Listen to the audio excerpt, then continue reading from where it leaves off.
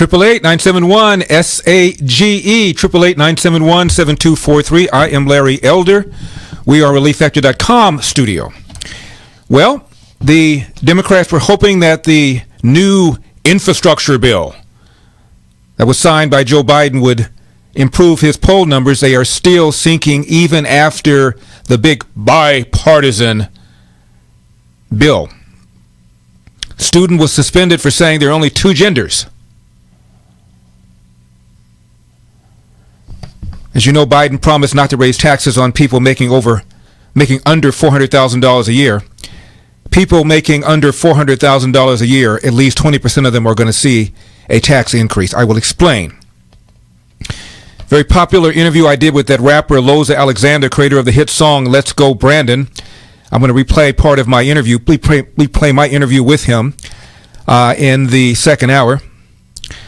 The judge in the Rittenhouse case has received hundreds of vile messages, including death threats to him and his family. Welcome to my world. In the third hour, we're going to speak again with Soledad Ursúa about the growing Latino future. A growing number of Latinos are voting Republican, don't like porous borders, don't like high taxes, don't like sanctuary cities, are optimistic about their kids' future, and feel that the Joe Biden agenda is contrary to the optimistic hopes of Hispanic voters.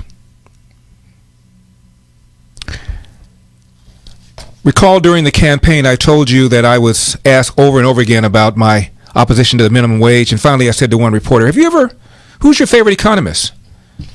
Blank stare. You don't know who Adam Smith is? Blank stare. He's only the father of modern economics. He wrote a book called Wealth of Nations. Never heard of it? Blank stare. She said, well, my econ teacher. I said, okay, what's his or her name? Can't remember. I said, you know who Paul Krugman is? I said, he's probably only the most famous economist in the world right now, not because of anything particularly special, although he is a Nobel laureate, but because he has a column in the New York Times, which makes him extremely influential. Guess who just conceded he was wrong about inflation?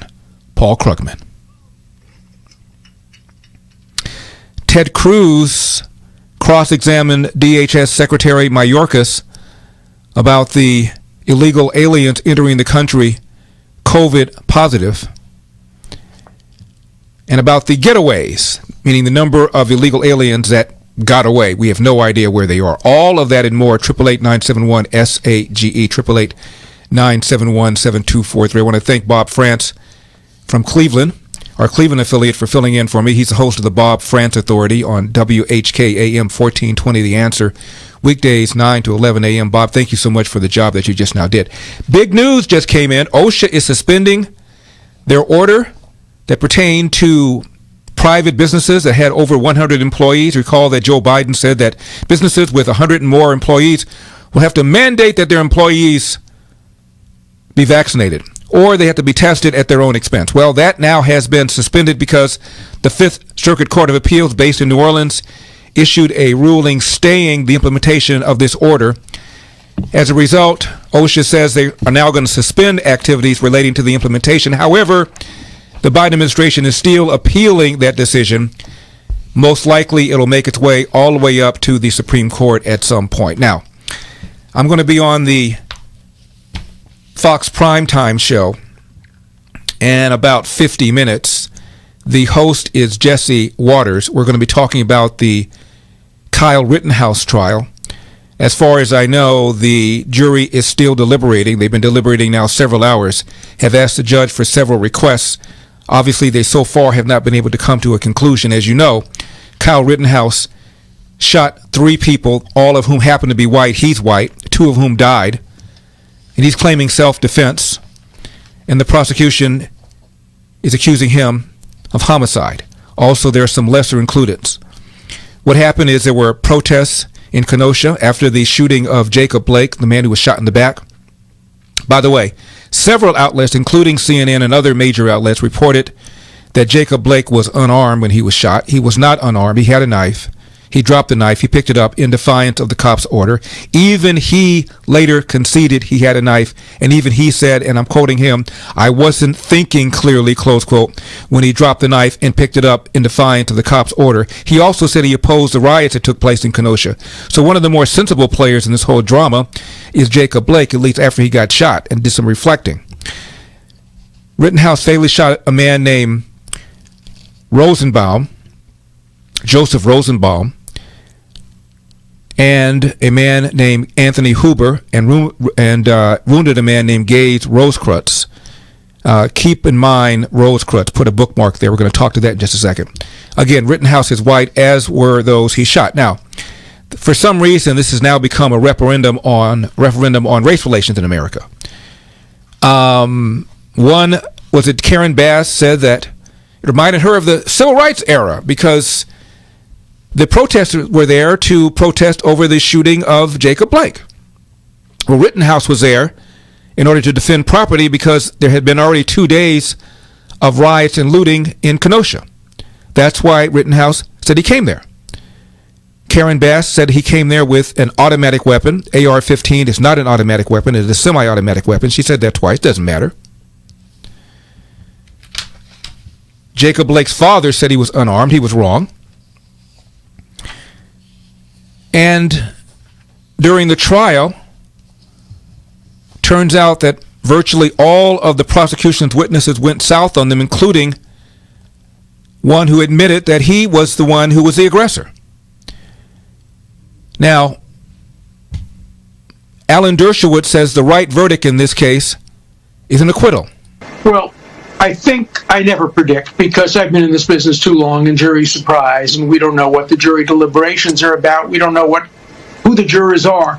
I do think that there can't be a possible conviction of attempted murder on the victim, alleged victim, who admitted that he had pointed a gun at him seconds before he was shot. As to the two who were killed, I don't think you can make a prediction. I do think that the evidence does not show beyond a reasonable doubt that he committed a crime, and that even if he were to be convicted, there would be very, very, very serious issues on appeal. So I'm not going to predict, but I'm going to tell you that the right verdict in this case would be an acquittal. That doesn't mean that this young man should be praised for coming with an AR-15. That doesn't mean he's a hero. It just means the government failed to prove beyond a reasonable doubt that he did not act in self-defense. That's a high burden. I don't believe the government met it. Now, I think on Monday I told you a billionaire Trump hater named Bill Ackman on Twitter defended Kyle Rittenhouse, called him a civic-minded patriot to the point where a reporter tried to find out whether or not Ackman's Twitter account had been hacked. It hadn't been. You know who else admits being wrong? There's a very popular website, show online called Young Turks, and the co-host admitted that she was wrong about key facts concerning the case. She thought that Rittenhouse first chased Rosenbaum. Turns out other way around. Rosenbaum chased Rittenhouse. Quote, I was wrong about that, okay, so I want to correct the record. Look, these details matter, she said, because if you're going to make an argument that you acted in self-defense, there needs to be some proof that there was imminent threat. I was wrong about that.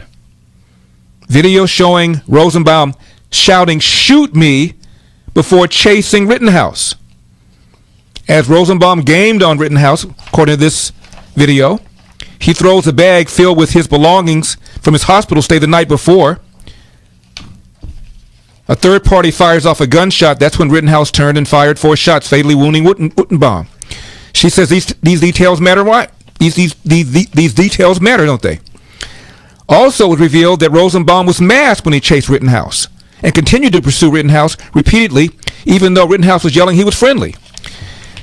And all these people now accusing the judge of being racist because the judge has been criticizing the prosecution. All of that and more, 888-971-SAGE. I am Larry Elder. We are ReliefFactor.com studio. Do not leave town.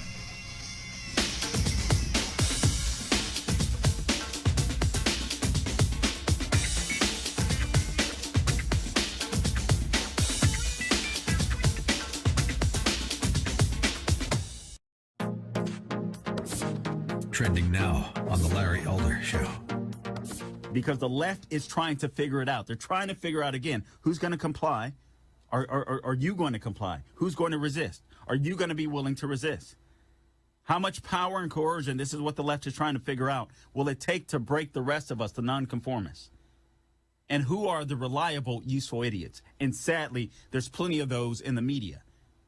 I've been telling you time and time again, we can't trust our institutions, the media being one of them. If you want to know what the left is thinking, you can look at the New York Times. You can figure out the angles they're coming from. There's other places, Vox, Slate, so on, etc. You can figure out, and you should know where they're coming from. Quite frankly, Washington Post is another one. Huffington Post is another one, and you can figure out where the left is coming from. Keep up with what's trending. Subscribe on YouTube and at rumble.com.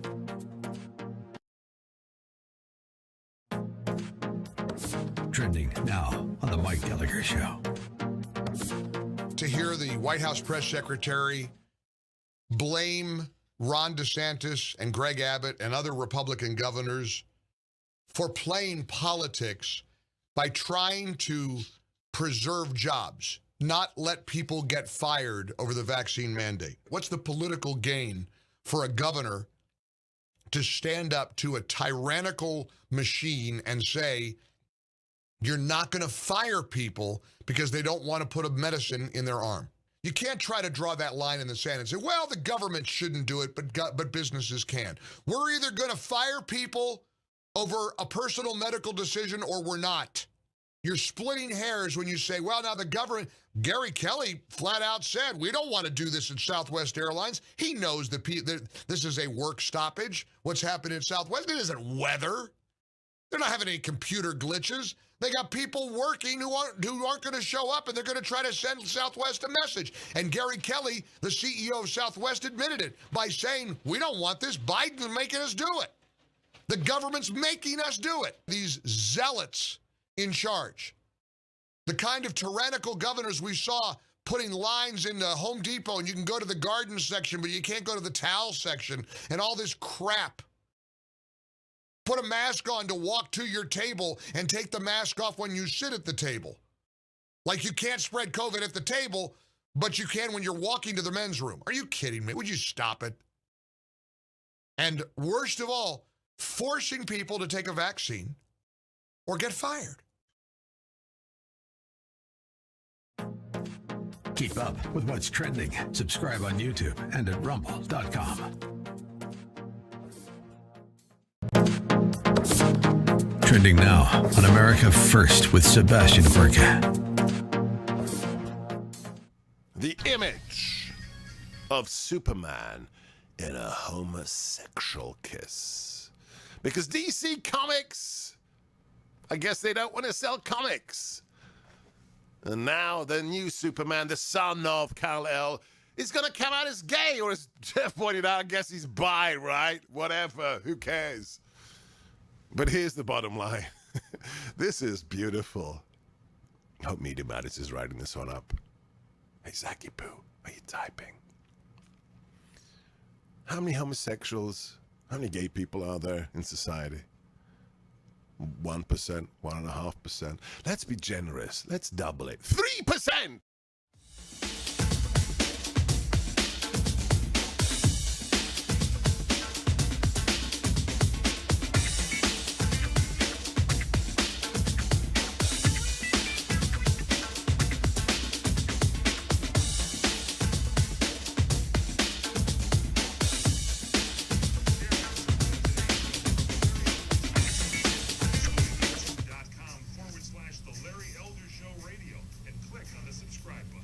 Hi, Larry. I am curious how you're able to have such close and good friends who have values in politics so different than your own. I do know some friends who are different, and it's hard for me to be very close and respect them as much as you seem to be able to respect and have civil discourse with those who personally in your life disagree with you. So any advice, any tips, how to get through friendships and, of course, the holidays when the old aunts and uncles go off on how horrible Trump is. Anyway, enjoyed the show. Look forward to your comments. Yeah. make a bunch of topics off limit. 888-971-SAGE, 888-971-7243. I am Larry Elder. We are ReliefFactor.com studio. Let me give you a serious answer in just a second. Now, all of you out there know that MyPillow doesn't have their box stores. They don't have shopping channels. And they have been part of this cancel culture. They've been canceled by several outlets that refuse to carry their goods because Mike Lindell believes that the 2020 election was stolen. By the way, he gave a very long interview, had a very long interview with former President Donald Trump. And we're going to play part of it for you throughout the day. You can now get the lowest price in history of MyPillow for their classic standard MyPillow. Regularly $69.98, now only $19.98 with promo code. They also have queen size, regularly $79.98, now $24.98 with promo code, or king size, regularly $89.98, also only $29.98 with promo code. And MyPillow's not just pillows, of course. They've got over 150 products, everything from sleepwear to my new beds. Promo code also works on my store and frankspeech.com. So go to mypillow.com or call 1-800-890-1843. Be sure and use promo code Larry to take advantage of Mike's special offer on his standard MyPillow. That's mypillow.com, promo code Larry, or call 1-800-890-1843. The zip poll question I left you with on Monday: if you voted for Joe Biden for president, do you regret your vote? I'm not quite sure how many of my listeners, in fact, voted for Joe Biden, but of those who did, I wanted you to call in and let me know whether or not you regret your vote. Of those who voted for Joe Biden, 87% say they regret their vote for him. Only 13% say no. Now, this is the poll for tonight. We'll go over the results tomorrow. If Joe Biden does not run in 2024, do you think Kamala Harris will be the Democrat presidential nominee? Candidate. Do you think? Yes or no? In order to participate, you must be a member of the Zip community. Go to your app store, download the Zip app by searching under Zip Poll USA. And to answer that question, be sure to use my codes SAGE.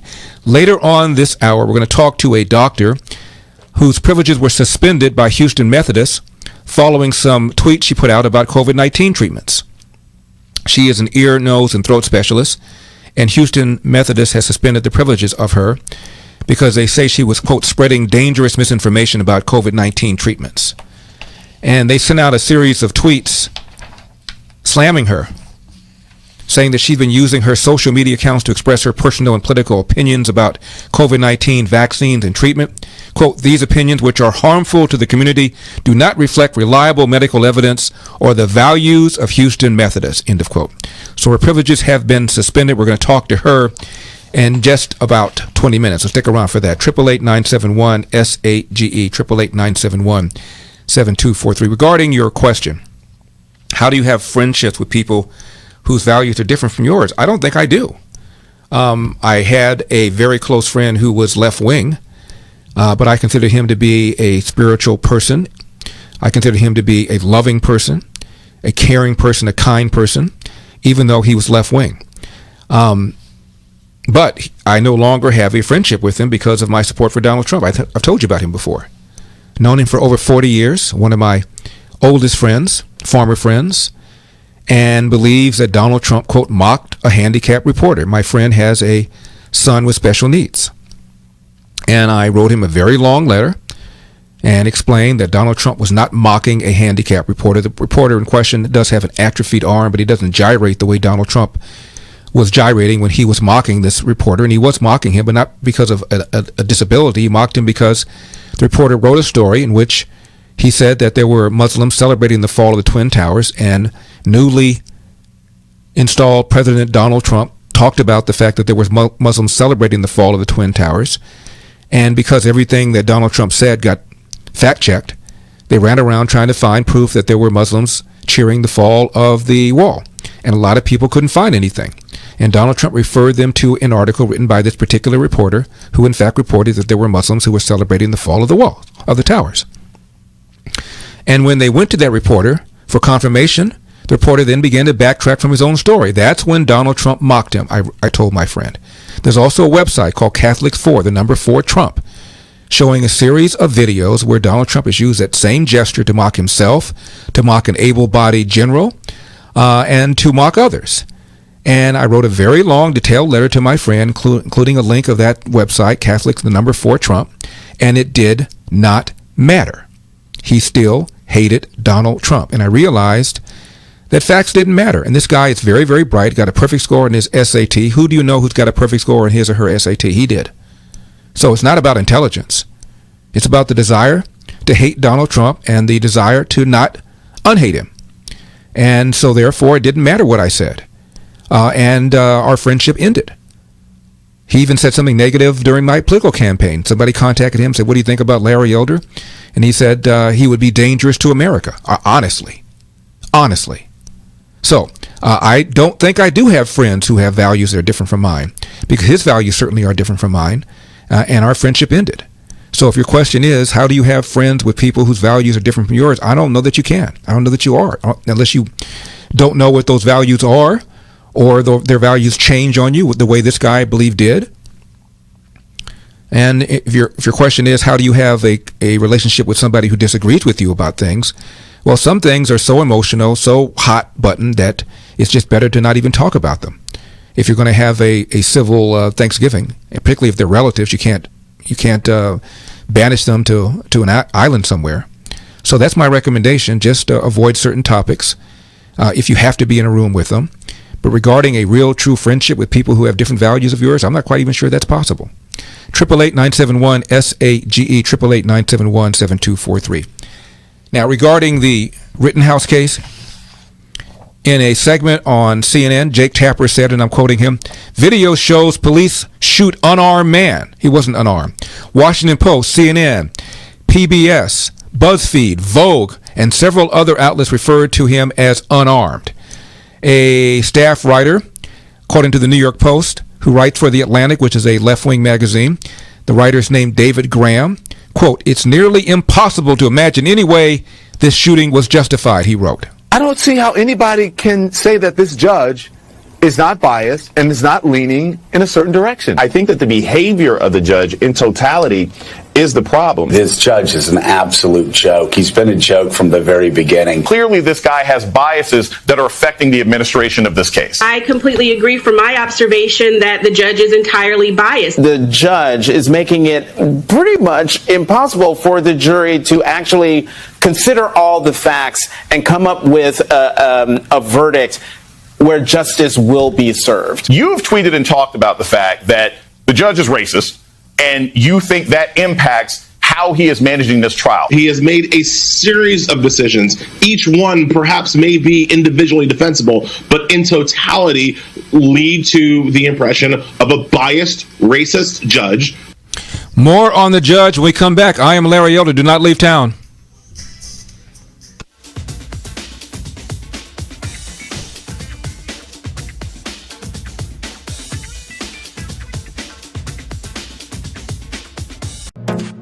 Trending now on the Charlie Kirk Show. But yet our country is controlled by Pfizer, AstraZeneca, Moderna, Johnson & Johnson, and BioNTech, and therefore we're not even allowed to have a conversation about ivermectin. But the few people that are free speech warriors like Joe Rogan, he does not let up. Cut 55, and then we'll go through all three cuts here. And this is, by the way, if you have not listened to this podcast discussion with Sanjay Gupta, it's incredible. Because maybe Sanjay Gupta thought that they were going to have a nice little conversation about why people need to wear masks. I don't know what he was thinking going on Joe Rogan's show. But Joe is mad, and good for Joe. Joe Rogan asked Sanjay Gupta, does it bother you that CNN lied about me? Cut 55.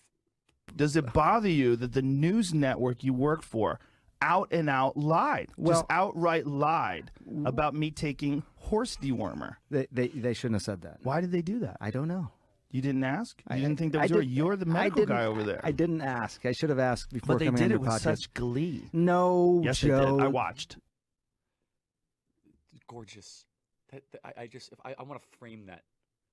Because because we see this little shriveling of a weak human, Sanjay Gupta. I should have asked. I didn't know. You understand that these media reporters have never been called out before? I think Sanjay Gupta was there to promote a book. I don't think it's doing very well after that. I think he has a new book, like COVID War Zero or something. I really think it's called World War COVID. I think that's the name of the book. And so CNN, he's the medical guy there. And so Joe says, you're the medical guy there. What do you mean? And Joe Rogan doesn't give up. He's a dog with a bone, everybody. He says, wait a second. It should bother you. It's a lie on your network, and it's your conscience of it. Keep up with what's trending. Subscribe on YouTube and at rumble.com.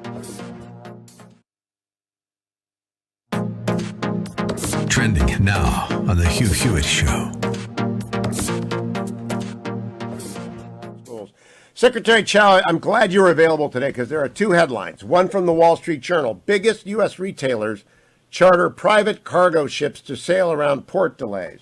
Then in the New York Times, it's not sustainable. What America's port crisis looks like up close. There aren't enough workers. There aren't enough ships. You've been the Secretary of Labor and the Secretary of Transportation. What do we do? It's a very dire situation. You know, when COVID initially hit our shores early in 2020, I was then Secretary of Transportation, and we quickly focused on keeping the transportation supply chains open so that essential medical supplies, groceries, and other essentials were available. And that effort actually required some pretty strong measures. Number one, we decided to ease some restrictions on truckers so that they can keep goods moving. We made sure that the national airspace kept airplanes flying because even though at one point planes were nearly empty of passengers, commercial airliners also routinely transport a lot of goods, especially medical supplies. You know, remember those early days of the initial lockdowns? We had hoarding of toilet paper, sandy wipes, shortage of masks. Stores were putting limits on how much customers can buy of one item. And more than 70% of domestic freight moves via trucks. But today's supply chain problems extend all the way, where worker shortages and COVID lockdowns have slowed the loading of cargo ships from where they started to U.S. ports, where, as you just mentioned, the other day there were over 60 freighters with tens of thousands of storage containers offshore waiting for an opportunity to unload.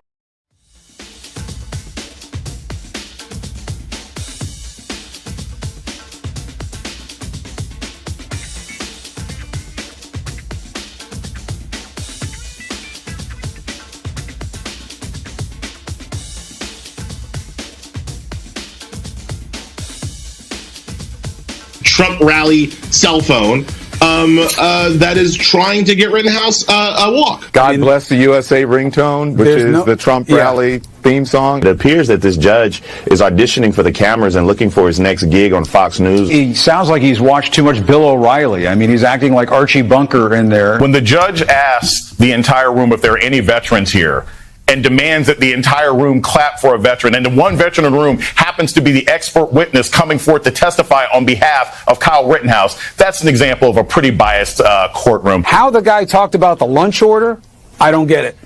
The Asian joke? I don't get it. I don't know that he even made an Asian joke.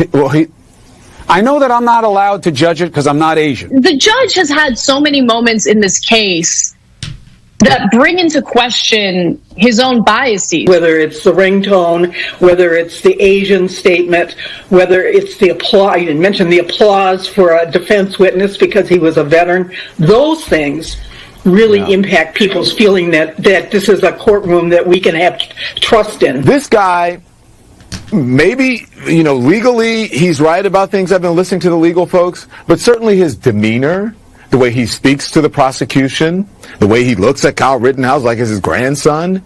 I mean, come on, America. Come on, America. 888-971-SAG, 888-971-7243. I am Larry Elder. We are ReliefFactor.com studio. Come on, America. What about Karen Bass referring to the AR-15 as a automatic weapon? Come on, America. Now, we're ready to launch something really big. I want you to be part of it. If you like listening to my show, you'll love watching it. Also on SalemNewsChannel.com. By the way, you can watch the show as we do it live every weekday from 3 to 6 p.m. on YouTube.com/The Larry Elder Show Radio. Or you can watch us on Roku. Just type Salem News Channel into the search bar and come check us out. We are the antidote to the mainstream media. Soon, we'll begin adding new TV-only hours. This is only going to get bigger and better. Thank you for all you're doing to make this thing successful. We're on a mission, and you are a huge part of it. In a few minutes, we're going to be speaking with a doctor who's been suspended by Houston Methodist because of her tweets about COVID-19 treatments. They say that she's spreading dangerous misinformation about COVID-19 treatment. She happens to be a Stanford-trained physician. We'll be talking to Dr. Mary Bowden in just a few minutes. Stick around for that. 888-971-SAGE, 888-971-7243. I mentioned to you that President Biden last year referred to Kyle Rittenhouse as a white supremacist. Peter Doocy of Fox News asked Jen Psaki about this. And just something tied to an ongoing court case. Why did President Biden suggest that Kyle Rittenhouse, on trial in Kenosha, is a white supremacist? So, Peter, what I'm not going to speak to right now is anything about an ongoing trial, nor the president's past comments. What I can reiterate for you is the president's view that we shouldn't have, broadly speaking, vigilantes patrolling our communities with assault weapons. We shouldn't have opportunists corrupting peaceful protests by rioting and burning down the communities they claim to represent anywhere in the country. As you know, closing arguments in this particular case, which I'm not speaking to, I'm just making broad comments about his own view. There's an ongoing trial. We're awaiting a verdict. Beyond that, I'm not going to speak to any individuals or this case. But the president has spoken to it already. And his mom now, Kyle Rittenhouse's mom, came out saying that the president defamed her son, and that she claims that when the president suggested her son's a white supremacist, he was doing that to win votes. Is that what happened? I just have nothing more to speak to an ongoing case where the closing arguments were just made. Go ahead. President referred to this man as a white supremacist. No facts. Didn't matter. As I mentioned, Jacob Blake's shooting, which sparked the whole several days of rioting and looting in Kenosha, conceded that he did in fact have a weapon, that he dropped the knife and picked it up again against the officer's order, that he wasn't thinking clearly when he did so, which means all these news outlets that reported that he was unarmed were wrong. Jacob Blake's father said he was unarmed. He was wrong. And there was an investigation as to whether or not the officer in question should be prosecuted. The investigation was handled by a former Madison police chief named Noble Ray, happens to be black.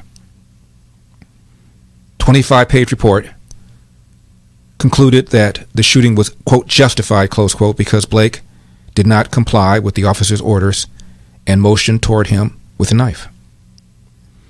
By the way, the riots destroyed a number of businesses, millions of dollars in damage, and in an interview, the owner of a car dealership said, and I'm quoting, "I'm a minority too. I'm a brown person. I have nothing to do with this. This is not the America I came into," end of quote. Now, how many years have I been talking to you about Relief Factor? So here's the deal. If you're struggling with back, neck, shoulder, hip, or knee pain, whether from general muscle aches and pain or just dealing with life, consider ordering the 3-week Quick Start. Still discounted to $19.95. That is less than $1 a day to see if we can get you out of pain. After that, well, less than the cost of a cup of coffee a day for you to stay out of pain. Over 70% of those who order the 3-week Quick Start go on to order more. You see, the doctors who formulated Relief Factor selected the 4 best ingredients, each of which are 100% drug-free, to deal with pain from a different metabolic pathway. Inflammation from a different metabolic pathway, 4 different angles. ReliefFactor.com, ReliefFactor.com, 800-500-8384, 800-500-8384.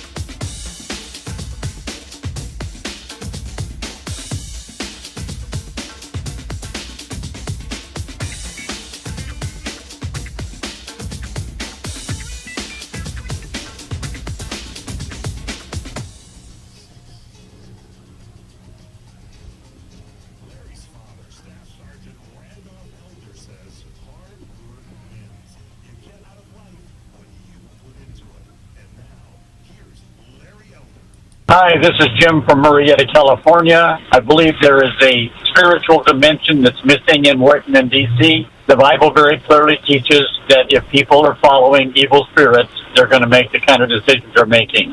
So I encourage somebody to come up with an idea about speaking about that.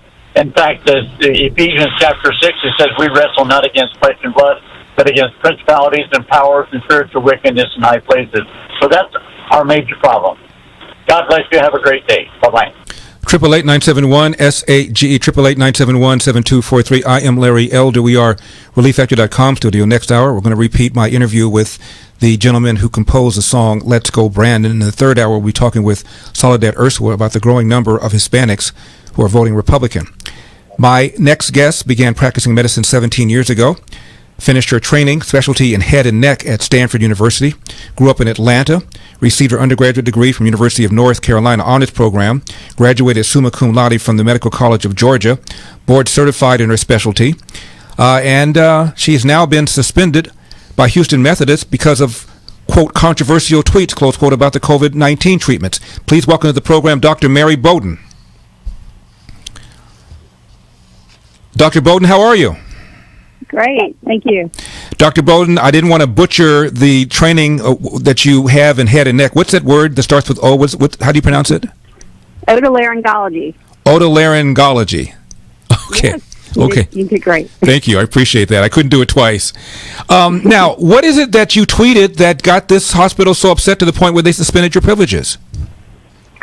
I don't know if it's, tweeting was part of it, but I sent an email to my patients saying that I was going to prioritize seeing unvaccinated patients, and that sort of went viral around Houston, got back to Methodist, and then that coupled with tweeting about how I basically believe in patients should choose whether or not they get the vaccine, and I'm pretty strongly against vaccine mandates. I also believe that they have the right to try ivermectin if they would like to. And so I'm pretty vocal about that on Twitter. And it's a combination of that that caused them to do that.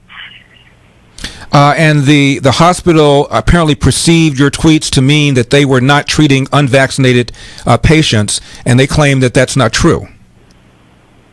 No, you're right. So there was a patient that came to me saying that her physician at Methodist told her that she should look for another urologist because although there was not a set policy in place, their department was strongly having strong discussions about putting a policy in place where they would not be seeing unvaccinated people. So I wrote that in my email to my patients, and that upset them very much. It upset them because they say that's not true. We don't turn away. True. Right.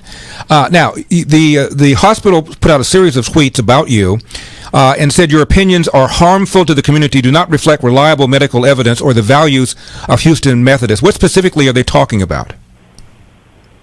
Well, they are the first hospital in the country, I believe, to impose vaccine mandates on their employees. So we know where they stand on that issue, and I obviously don't stand on that issue. They are also they're not a hospital that will be willing to give a dying patient ivermectin if they ask for it. As far as I know, I've not heard anybody that has received ivermectin while being at their hospital. So we are diametrically opposed on those two issues. You are also, as I've read, not anti-vax. That's not your position at all. Correct. I am. I believe it's a valuable tool. I don't think it's a one-size-fits-all. I don't think. Just like everything in this, nothing is one-size-fits-all. If it were, we wouldn't need doctors.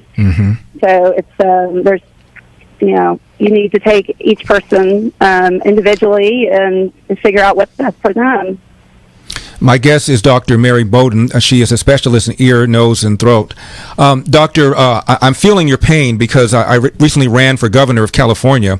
I've been vaccinated because I've got underlying comorbidities. I'm over 65, and my doctor strongly advised me to be vaccinated. But throughout the campaign, simply because I did not agree with mask and vaccine mandates, and I also was skeptical about the idea that children needed to be vaccinated, I was accused of being anti-vax. So you just get out of line just a little bit, and all of a sudden you're anti-vax. Exactly. Well, and more than that, I mean, I've been called much worse than anti-vax over this. So, well, yeah. I bet you, doctor, you were not called the black face of white supremacy. I bet you weren't called that. No, I was called sister of the devil. Okay, well, that's up there. Doctor, are you also concerned, as I am, that the CDC doesn't seem to care too much about people who have natural immunity? They're not particularly concerned that a lot of people have already contracted the coronavirus, have survived it, and possibly have a stronger and longer-lasting immunity than they would with the vaccine? Exactly. I've done over 80,000 tests in my clinic, and I have seen a couple of repeat, COVID infections, but it is few and far between. It is by far the exception rather than the rule. And with any other disease, such as this, a infectious disease, once you've been infected, you do attain some sort of immunity. And not only are they, not admitting to it, I've heard now that a lot of patients, their doctors will not let them get antibody tested because they don't want them to have a false sense of security that if they have antibodies, then they don't need the vaccine. Dr. Bowden, give me your take real quickly on ivermectin and on hydroxychloroquine.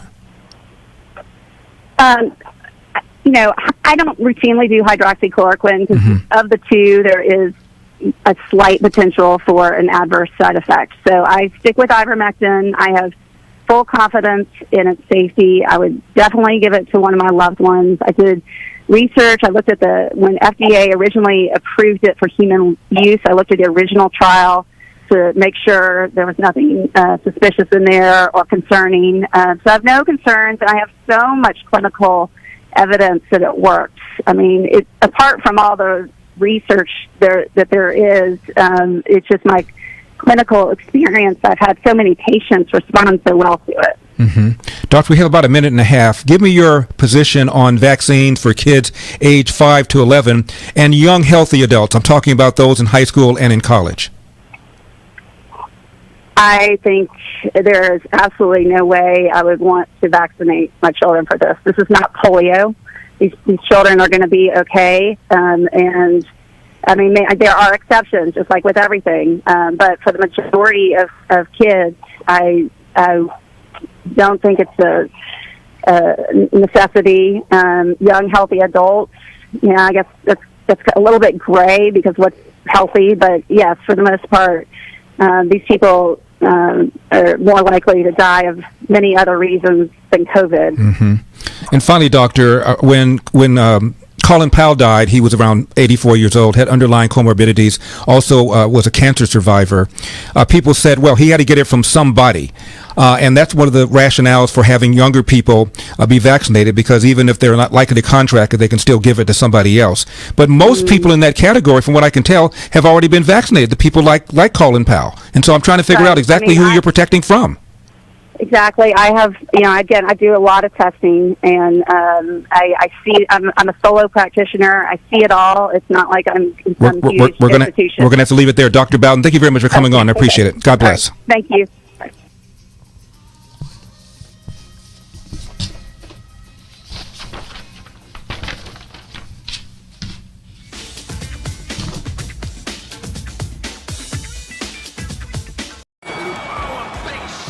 Family can pick you up every time you fall.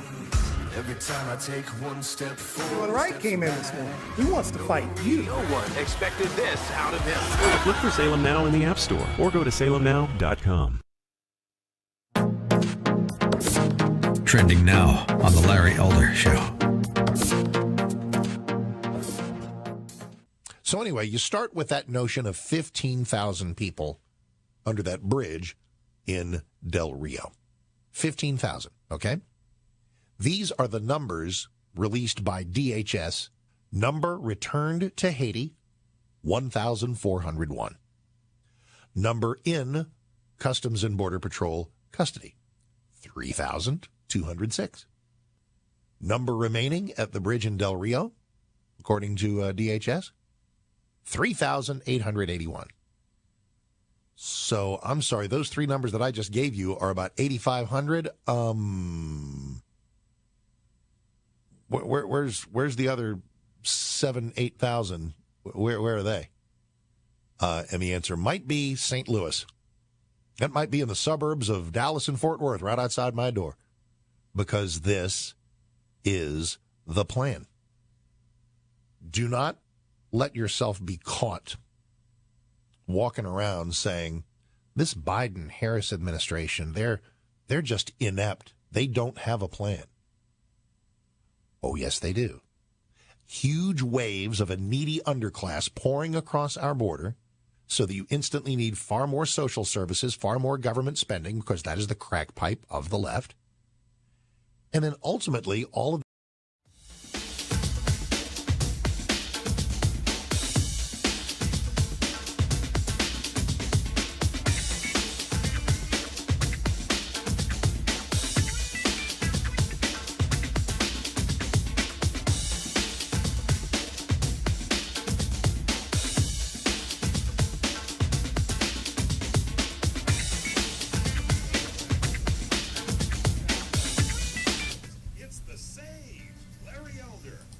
Every day we always hear of the liberal hate for President Trump and his administration, for conservatism, the so-called flyover states, the NRA and the Second Amendment and the Constitution.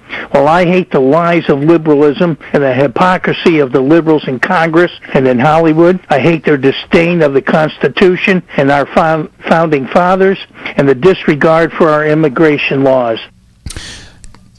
888-971-SAGE, 888-971-7243. I am Larry Elder. We are ReliefFactor.com studio. I'm feeling you. Never seen it like this before. The way Donald Trump was treated. Dogged. From day one. Even before he got into the Oval Office. We'll get into that a little bit later on. Now, you rarely see the kind of focus Relief Factor has. They really want you to try the 3-week Quick Start, still discounted to only $19.95. That's less than $1 a day to see if we can get you out of pain. After that, we're talking about less than the cost of a cup of coffee a day for you to stay out of pain. You see, the docs who formulated Relief Factor found the 4 best ingredients, each of which are 100% drug-free, to deal with inflammation from a different metabolic pathway. That's right, 4 different angles. That's why over 70% of those who ordered the 3-week Quick Start go on to order more. So if you've got pain, back, shoulder, neck, hip, foot, knee pain from exercise or just dealing with liberals, consider ordering the 3-week Quick Start. By the way, as I was walking into the building this morning, I ran into a guy who congratulated me on my campaign for governor and told me he uses Relief Factor every single day. If you've got pain, you ought to do it too. ReliefFactor.com, ReliefFactor.com. 800-500-8384, 800-500-8384. Jen Psaki was asked directly by Beto Alexander of NBC about the "Let's Go Brandon" phrase. Across this country, we've seen this new phenomenon lately, chanted at sporting events and on signs. The phrase is "Let's go Brandon," a sort of code for a profane slogan attacking President Biden. What does the president make of that? I don't think he spends much time focused on it or thinking about it. The president said when he came into office on Inauguration Day, he said he was going to help get rid of the uncivil war in this country. So I guess through that lens right now, does the president think there are things that he can do differently, or how does he react to the stuff he sees out there when it is one of his primary promises or desires to help bring Americans together? Well, it takes 2 to move towards a more civil engagement discourse in this country, and the president's going to continue to operate, as you said, from the promise he made early on, which is that he wants to govern for all Americans. You know, like calling people like Kyle Rittenhouse white supremacists. Speaking of Let's Go Brandon, we're going to talk to the composer and performer of the hit song Let's Go Brandon, 888-971-SAGE. I am Larry Elder.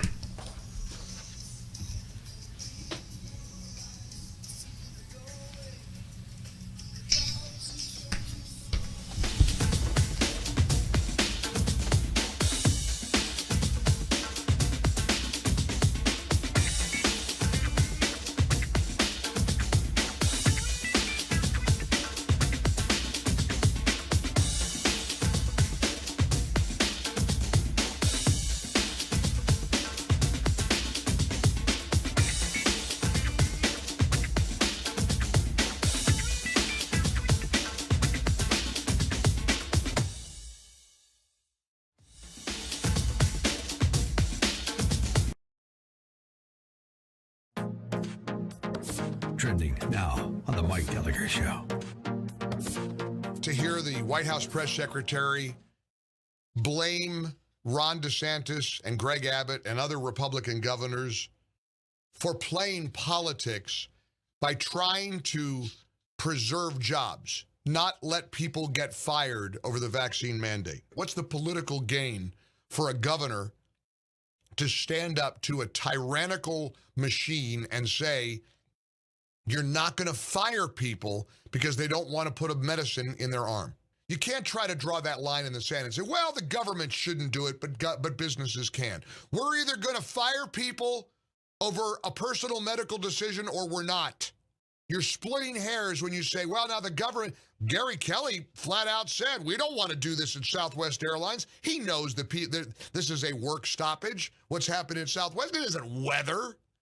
They're not having any computer glitches. They got people working who aren't going to show up, and they're going to try to send Southwest a message. And Gary Kelly, the CEO of Southwest, admitted it by saying, we don't want this. Biden's making us do it. The government's making us do it. These zealots in charge, the kind of tyrannical governors we saw putting lines into Home Depot, and you can go to the garden section, but you can't go to the towel section, and all this crap. Put a mask on to walk to your table and take the mask off when you sit at the table. Like you can't spread COVID at the table, but you can when you're walking to the men's room. Are you kidding me? Would you stop it? And worst of all, forcing people to take a vaccine or get fired. Keep up with what's trending. Subscribe on YouTube and at rumble.com. Trending now on America First with Sebastian Gorka. The image of Superman in a homosexual kiss. Because DC Comics, I guess they don't want to sell comics. And now the new Superman, the son of Kal-El, is going to come out as gay, or as Jeff pointed out, I guess he's bi, right? Whatever, who cares? But here's the bottom line. This is beautiful. I hope Media Matters is writing this one up. Hey, Zachy Poo, are you typing? How many homosexuals, how many gay people are there in society? 1%, 1.5%. Let's be generous. Let's double it. 3%! 3% of America are gay. And the gay people I know, they don't rub it in your face. It's just a thing they do. It's private. It's not an agenda they got to ram in your face. Say, look, this is me. It's the radical fraction of that 2%. The loud screamers. The identity politics harridans. So why are you trying to placate a fraction of 2%? It's dumb business sense, really. Means you're weak. It's not courageous to have a gay Superman. It's the opposite. You're a panderer. R.I.P. Commander Bond. R.I.P. Kal-El. Rest in peace, Superman. Keep up with what's trending. Subscribe today at rumble.com. Trending now on the Charlie Kirk Show. Sanjay Gupta is used to the CNN way of doing things, which is, kind of kid gloves. And Joe Rogan said, no. You're in the lion's den now. You see, this is a place where people have testosterone, wisdom, and patriotism. You work for CNN where none of those things exist. You're probably the only one at CNN that's glad. No. We're not. The rest of them are all lying about me taking horse medication.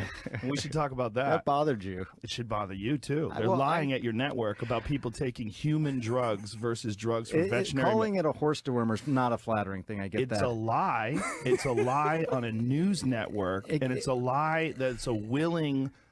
That's a lie that they're conscious of. It's not a mistake. Yeah. They're unfavorably framing it as veterinary medicine. I love it. Rarely do you see justice happen in real time. Rarely. I'm a big fan of the book of Job. And one of the things I like about the book of Job is that it's real. It's authentic. It's kind of why do bad things happen to good people? That's what the book of Job is about. In the second book of Plato's Republic, it talks about justice, and actually the narrative frames that good things happen to people that do good and bad things happen to things that do bad. And rarely do you actually ever get to see justice play out in real time. That's justice. Sanjay Gupta having to sit down for 2 hours of Joe Rogan being like, it should bother you. It's a conscious lie where you're saying that I should take a horse dewormer. And Sanjay Gupta said, man, that really bothered you. Yeah, it was the #1 news story on the planet that Joe Rogan is going around to Preakness or the Kentucky Derby with his hands open asking for medication. Keep up with what's trending. Subscribe on YouTube and at rumble.com.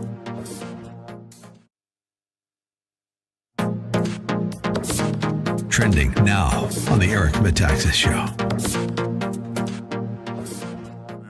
Americans still have enough fighting spirit. We're not Canada, we're not Sweden, we're not Germany.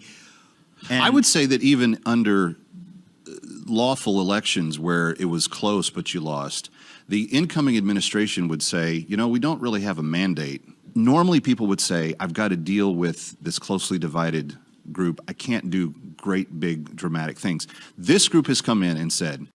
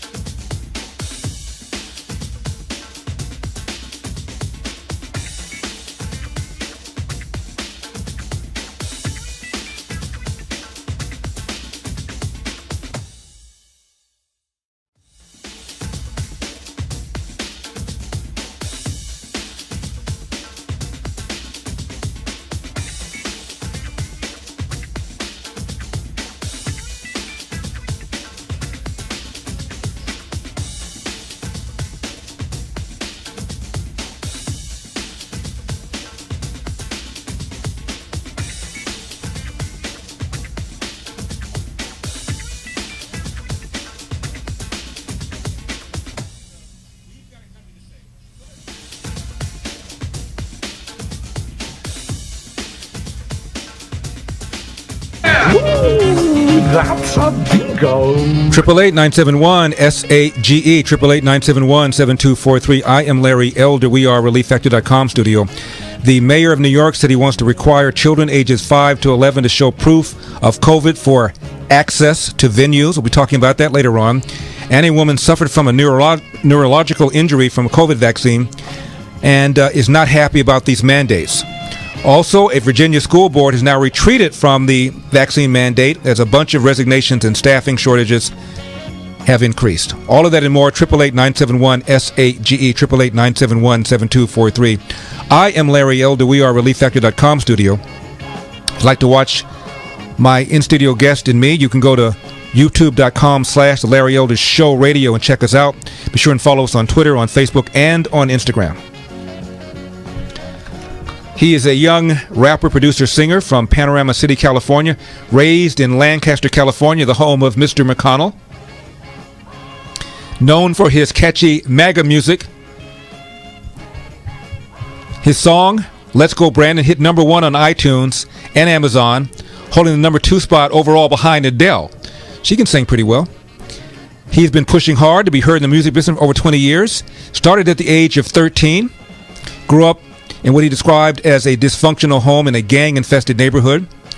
Wasn't always a patriot, but got red-pilled around July 4, 2020 after speaking with a friend at a 4th of July party.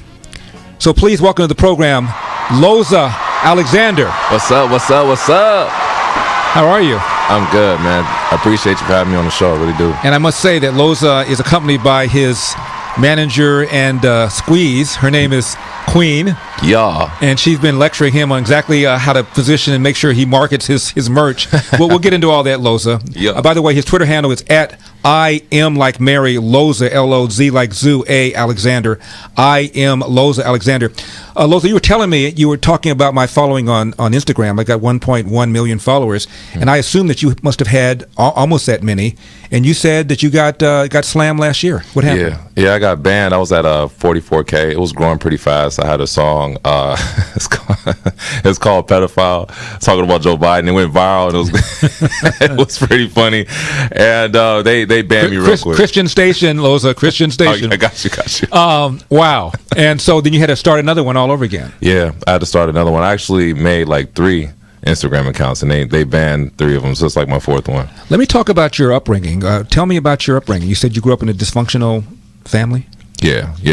My mom, if you don't mind. My mom and my dad didn't get along, you know what I mean? And when I was a child, it was a lot of arguing, fighting and stuff, and I've seen my parents fight before and stuff, and it's still to this day. I mean, they're divorced and they live together, but they always arguing and fighting. Divorced but live together. Yeah. You have siblings? Yeah, my sister. And what's she doing? She just got a job as a sheriff, actually, out there in Arizona. Yeah. Wow. Are you and she close? Yeah, me and her are really close, actually. Yeah. So when you grew up, were you a good student, bad student? Were you athletic? Were you into government? Tell me about your upbringing. I was actually bad. I was actually bad in school. I didn't like school, and I don't encourage anybody to not like school. But I just felt a passion for music, and I wanted to do something on my own. And I just always had a sense that everything that was taught in school was just crap. Like I knew I didn't need it. You know what I mean? I knew that I needed to have my passion and just do what I love to do, and that's what happened. When you say bad, did you do any crime? No, nothing like that, man. I've had my times in jail for stuff like that, petty stuff, man. But when I was in high school, I just didn't want to go. I skipped a lot and stuff like that. So you have friends when you were growing up? Yeah. And how did your friends turn out? Dead or in jail. Really? All of them? Almost all of them, yeah. Wow. Yeah, they're dead or in jail. I have a few friends that, but I don't know. I don't think I have any friends, to be honest with you. I can't. After Donald Trump, Loza, I lost 3 or 4 of the ones I had. So, exactly. I'm down to coffee grounds right now. Yeah. So, Loza, did you finish high school? No. I didn't finish high school. And you were just interested in music? Yeah. And you started when you were 13, recording on your own? Yeah, I was recording in my room. Yeah, same way, actually, recording in the room, and I just kept going, went through a lot of things. Now, talk to me about how you got red pilled. By the way, someone once told me that I had red pilled a guy named Dave Rubin. I don't know if you ever saw that on YouTube, but it's Dave Rubin is a very popular YouTuber and young man, I think a little older than you. And he was liberal, and then we started talking about systemic racism, and I gave him some facts, and he couldn't really respond very well, and was honest enough to tell me that he had to rethink his assumptions. And someone told me that I had red-pilled him. I said, what are you talking about? What does that even mean? Because it's some movie. What's the movie the term came from? Matrix. Matrix, yeah. Yeah, and I never saw the movie, so I didn't know what people were talking about. I thought it meant that I gave him something or something. But so your red pill moment, can you talk about what happened? Yeah, it was a fateful day, 4th of July of 2020. And my friend Mike, he always tried to tell me about politics and about Trump and about Christianity and stuff. And at the time, I didn't want to hear it. I didn't want to hear anything about Trump. I thought he was racist. I don't want to hear that. But just that day, brought my son over, and we had like a little get together. And he was like, let me tell you something about politics. Like, here we go, But I sat down and I listened to him, and he kept asking me these questions, like, why do you think Trump is racist? Or where do you get the information from? Like, the news said it, and then he would explain why, that is, you know what I mean? Like, they chopped his videos up. He showed me full videos. I'm like, that's interesting. And then I put 2 and 2 together. Like I said in many lives, like, lots of other celebrities have been bashed. Tupac, Malcolm X, right. All those people. Anytime that you do something for the public, you do something positive, the media bash you, or worse, you could even lose your life half the time. So I put 2 and 2 together. I'm like, but I just didn't think that they would actually lie on the president like that, because he's the president. Please. That's what I thought. I'm like, you can't lie on the president. That's why they were lying on him. They were stunned when he became president. They hated his guts from day one. Yeah. This is a guy, Loza, as you know. You go on YouTube and find, before he became president, hanging out with rappers, hanging out with Jesse Jackson, hanging out with Al Sharpton. Exactly. And because his name is Trump, it's easy to rhyme. So a whole bunch of rappers used his name in raps. They liked him. They liked his swagger. They liked the fact that he made a lot of money and was not apologetic about that. Yeah. And all of a sudden, he becomes president because he has an R at the end of his name. Now he's an SOB. Yeah. it's mind blowing. It definitely taught me something, and I think like politics is becoming popular now. Even people who aren't into politics are into politics now. Right. You know what I mean? Because this is the first time that the younger generation is actually feeling the effects of a bad president now. Mm-hmm. Yeah. All right, so Loza, before we get into your big hit song, what kinds of songs had you done before? Had you done anything close to this one, this big? Yeah, you know what? Maybe because the other records that I had put out last year, I didn't chart it because I didn't know anything about charting. I thought that, if you put a record out on Spotify, you have a manager and you didn't teach me anything about charting? At the time, she wasn't there. Oh, I see. All right. now I know why you have a manager. My goodness. Yeah. I had no idea, and I think I charted like maybe 2 or 3 times. Right, and you didn't even know it. Mm-mm. Yeah.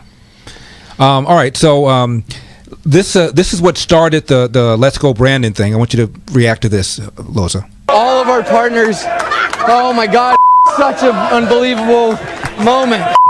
Brandon, you also told me you can hear the chants from the crowd. Let's go, Brandon. Now, Loza, I did not see that when it happened. I have a friend who did, and he told me that he knew right away what they were saying. Yeah. And he thought that the reporter was trying to smooth it away. Yeah. I'm assuming you didn't watch it live. Not live. No, Okay. I heard afterwards. But now you have. What do you think she was doing? We only have a minute in this segment. What do you think she was doing? Do you think she knew what they were saying and just on her feet that quickly said they're saying "Let's go, Brandon," or do you think she just didn't hear it? I think she knew. I think she knew, but she didn't want to have that controversy and just it's kind of embarrassing in a sense. Right. If especially if you're on the left and you don't want anything to do with Trump, you're not going to be like, oh, they're saying this. It's kind of like, oh, let's go, Brandon. Like, oh, snaps. Like, what are they doing? Well, Loza, if she thought of that on the fly like that's pretty damn clever. That's pretty quick. Oh, they're chanting "Let's go, Brandon." Wow. Well, Loza Alexander, please don't go away. The number is 888-971-SAGE, 888-971-724. Then we come back, we're going to talk about what inspired you to do the song. The song, is, as I mentioned, reached #1. How has it changed you?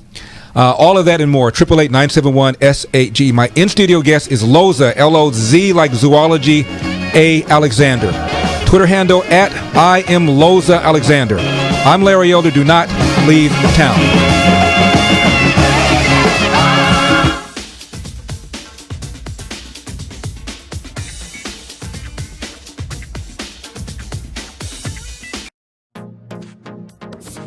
Trending now on the Larry Elder Show.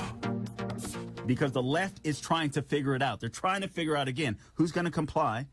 Are you going to comply? Who's going to resist? Are you going to be willing to resist? How much power and coercion, this is what the left is trying to figure out, will it take to break the rest of us, the nonconformists? And who are the reliable, useful idiots? And sadly, there's plenty of those in the media. I've been telling you time and time again, we can't trust our institutions, the media being one of them.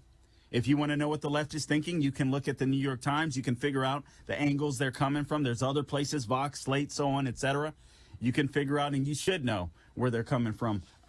Quite frankly, Washington Post is another one. Huffington Post is another one, and you can figure out where the left is coming from.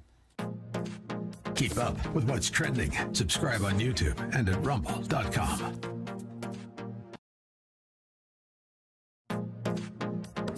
Trending now on the Mike Gallagher Show.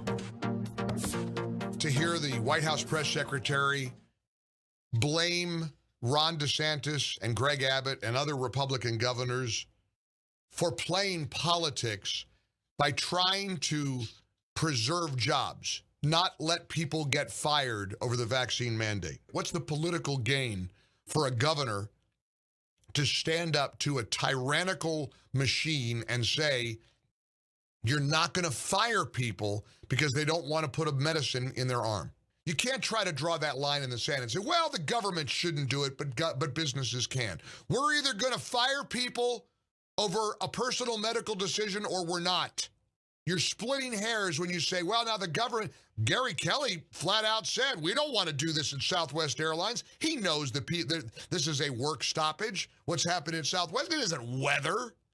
They're not having any computer glitches. They got people working who aren't going to show up, and they're going to try to send Southwest a message. And Gary Kelly, the CEO of Southwest, admitted it by saying, we don't want this. Biden's making us do it. The government's making us do it. These zealots in charge. The kind of tyrannical governors we saw putting lines in the Home Depot, and you can go to the garden section, but you can't go to the towel section, and all this crap. Put a mask on to walk to your table and take the mask off when you sit at the table. Like you can't spread COVID at the table, but you can when you're walking to the men's room. Are you kidding me? Would you stop it? And worst of all, forcing people to take a vaccine or get fired. Keep up with what's trending. Subscribe on YouTube and at rumble.com.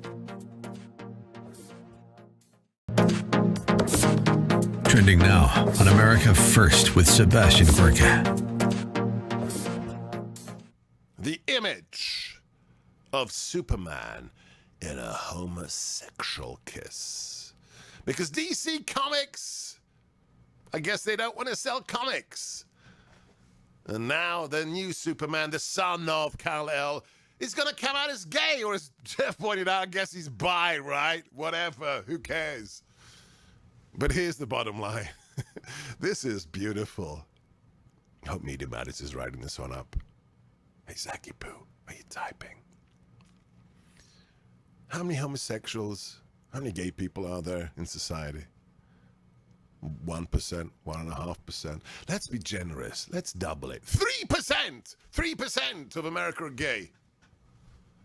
And the gay people I know, they don't rub it in your face. It's just a thing they do. It's private.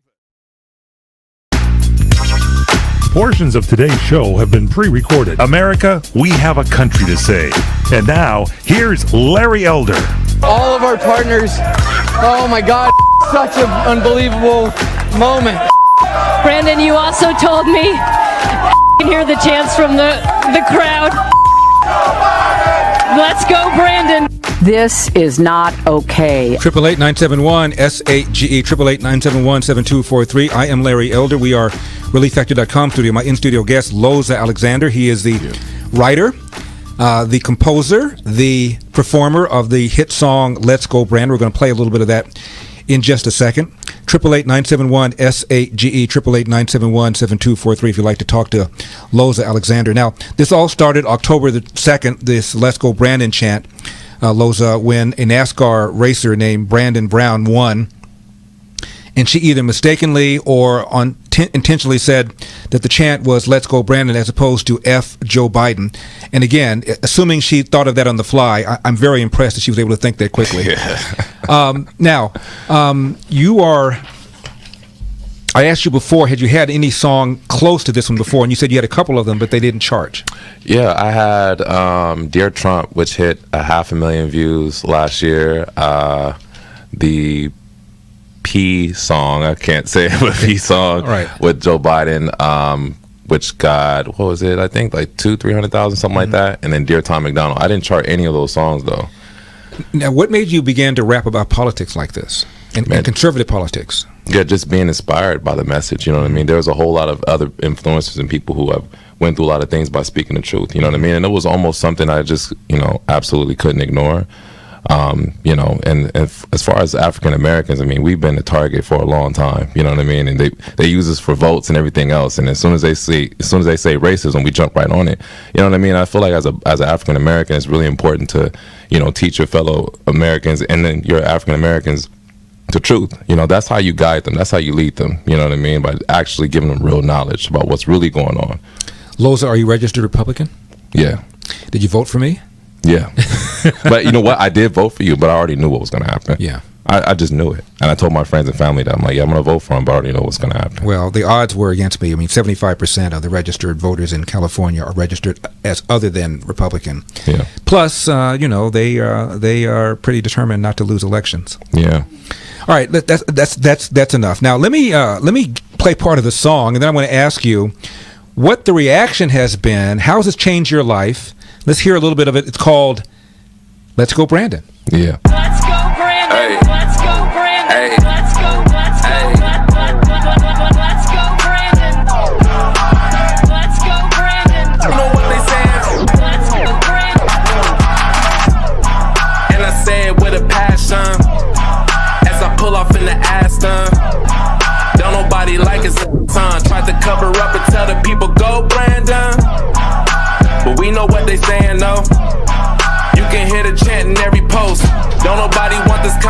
we not in China. Everybody hated Trump and now they out to catch a body. That's what they get for treating us like we in Squid Games.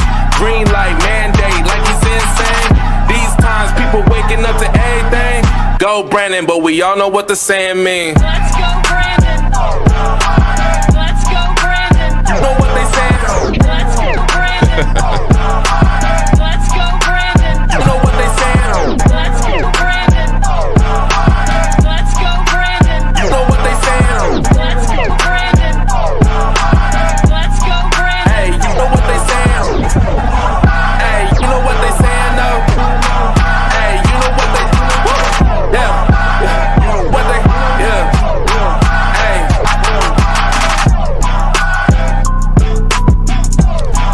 Kind of hard to sit still. Oh man. Now, Loza, as you know, the black rap community is pretty left wing. What kind of reaction have you gotten from fellow rappers? Have you heard from anybody? Mainstream, not really, but Tom McDonald spoke to me, and he said he really liked the record. But I can only imagine the response. I think that, I don't know. I mean, I would expect something negative. I remember, I think it was last year, 50 Cent said something positive about Donald Trump. And I think he used to date Samantha Bee. And she said something to, it was Samantha Bee, Mr. McConnell? Who was it? Some woman said I had to remind him that he's black. Oh, we. Blonde comedian. Yeah, I don't know her name, but attractive. They used to date each other, and when he said something positive about Trump, implied that he was going to vote for Trump, she said she contacted him, and she's white, by the way, and said I had to remind him that he's black. Can you imagine? Yeah. That's like Joe Biden telling Charlemagne the God, you ain't really black if you don't want to vote for me. Yeah. And he wasn't even insulted. Chelsea Handler. Yeah. Thank you, Chelsea Handler. And when Joe Biden said that to Charlemagne the God, he wasn't even insulted. And from what I can tell, 50 Cent wasn't insulted either. Some white woman telling you that you ain't really black because you might want to vote for Donald Trump, I have to remind you that you're black. I mean, what is that? Honestly, I think they tried to use that Trump flavor because Trump was so outspoken. I think they tried to use the same thing.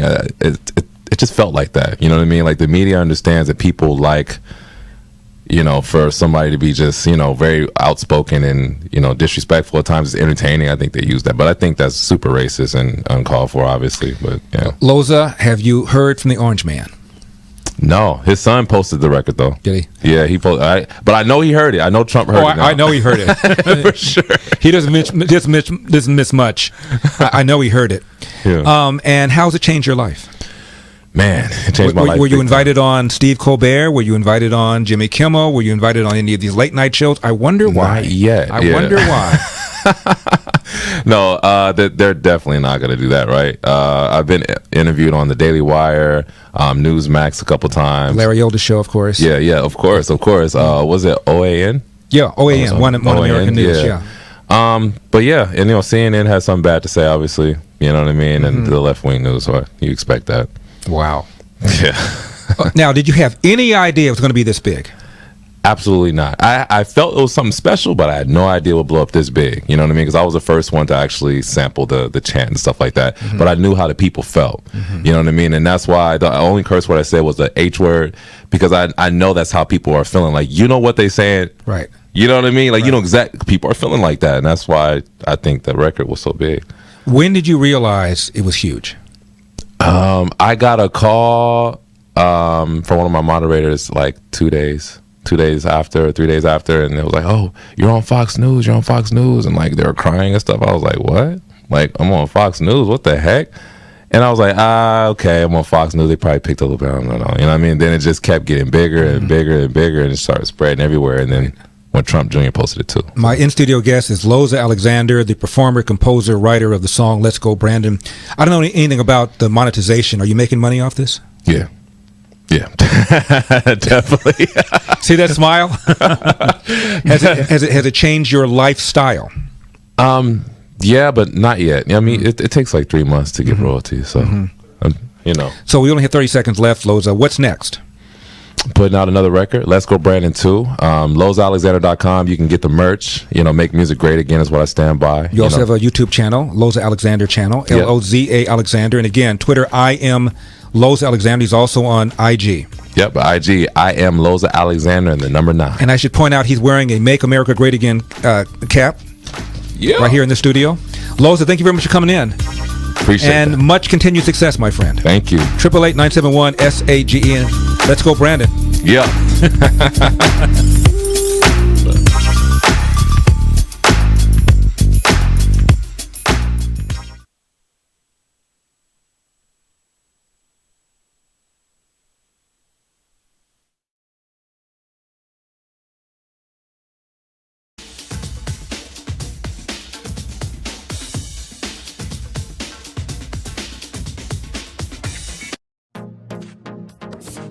Trending now on the Larry Elder Show.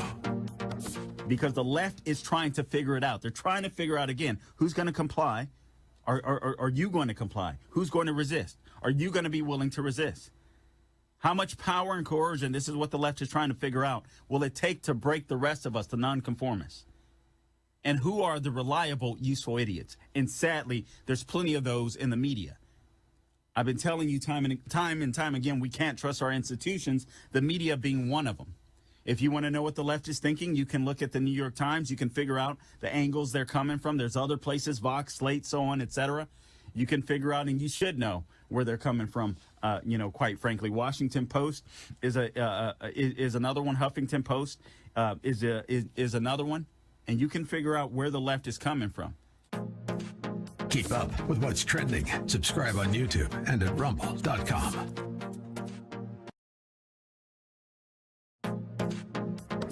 Trending now on the Mike Gallagher Show.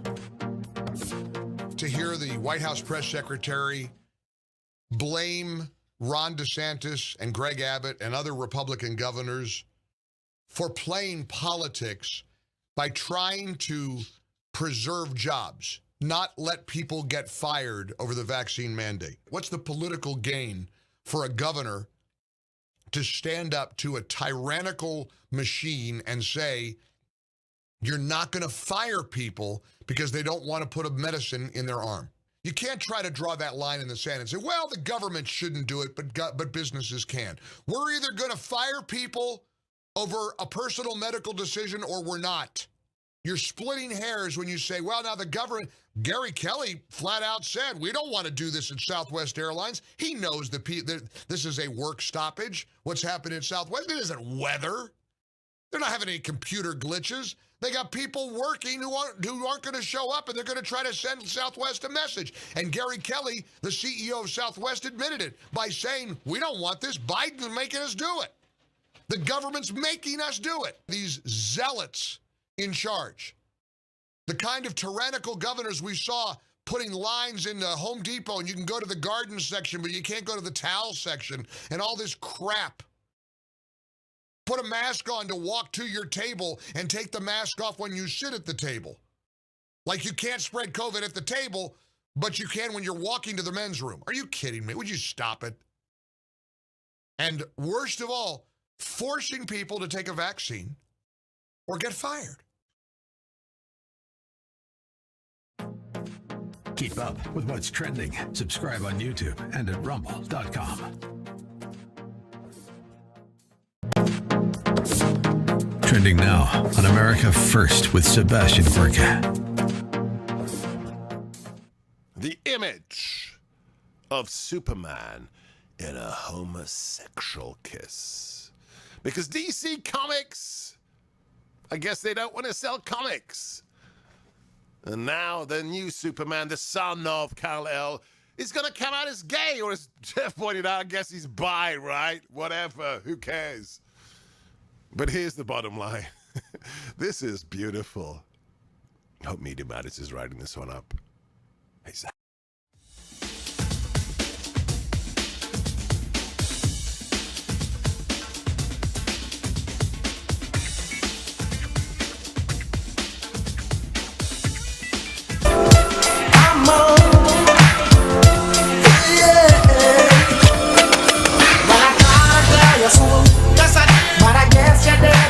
Larry's father, Staff Sergeant Randolph Elder, says hard work wins. You get out of life what you put into it. And now, here's Larry Elder. Mr. Elder, this is Steven.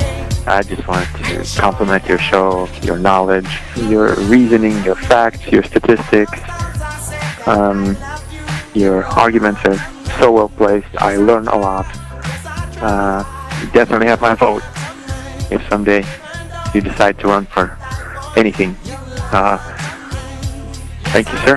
I'm feeling the love. Hey, Larry. This is Tom from Lakewood, Ohio, now of Houston, Texas. I just happened to scan my radio dial and found you were on one of our local stations.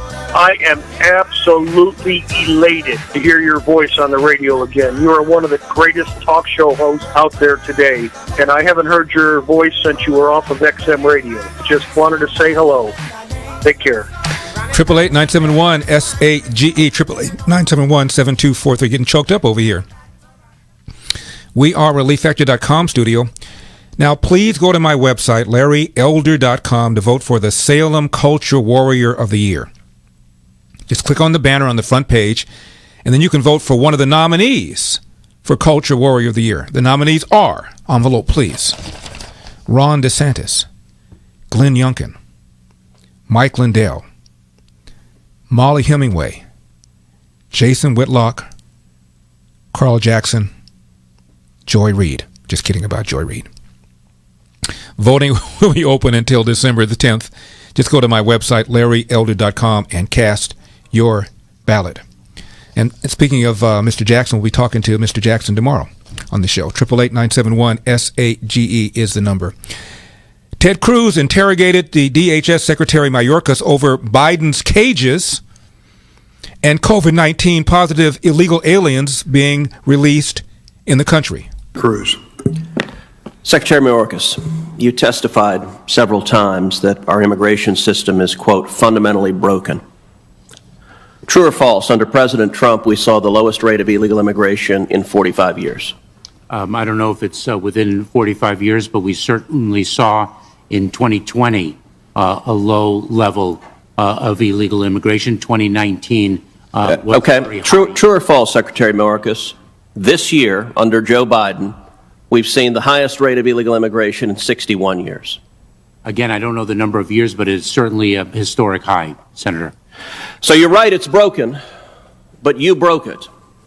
Let me ask you, in the calendar year 2021, how many illegal immigrants do you expect to have crossed illegally into the United States?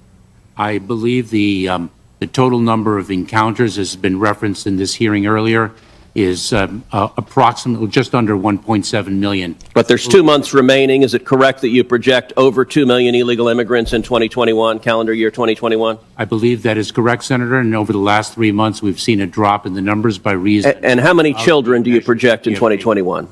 I'm sorry? How many children will have crossed illegally in 2021?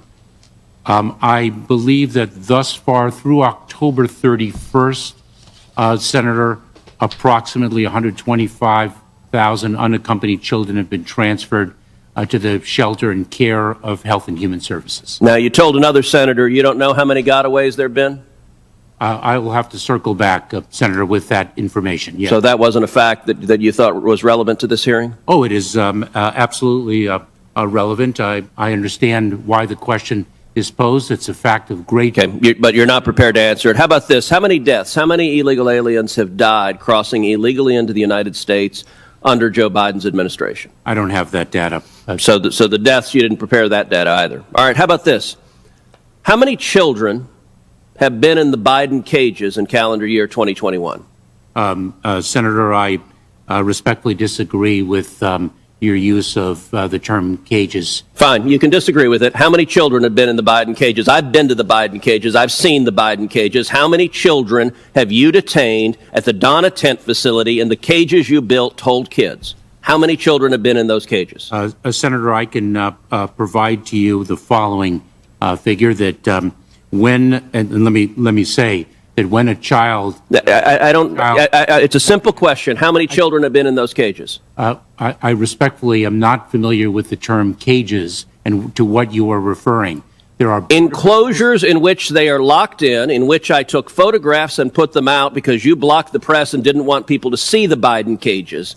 These secure facilities in which they are locked down in Donna, those facilities, how many children have been in them? Senator, there are three types of facilities. There's the Donna tent cages, the Donna tent city. Let's take the Donna facility. How many children have been there? That is a soft-sided facility. It is not a... Okay, are you going to answer the question? How many children have been in that facility? I will have to circle back with you with the precise number.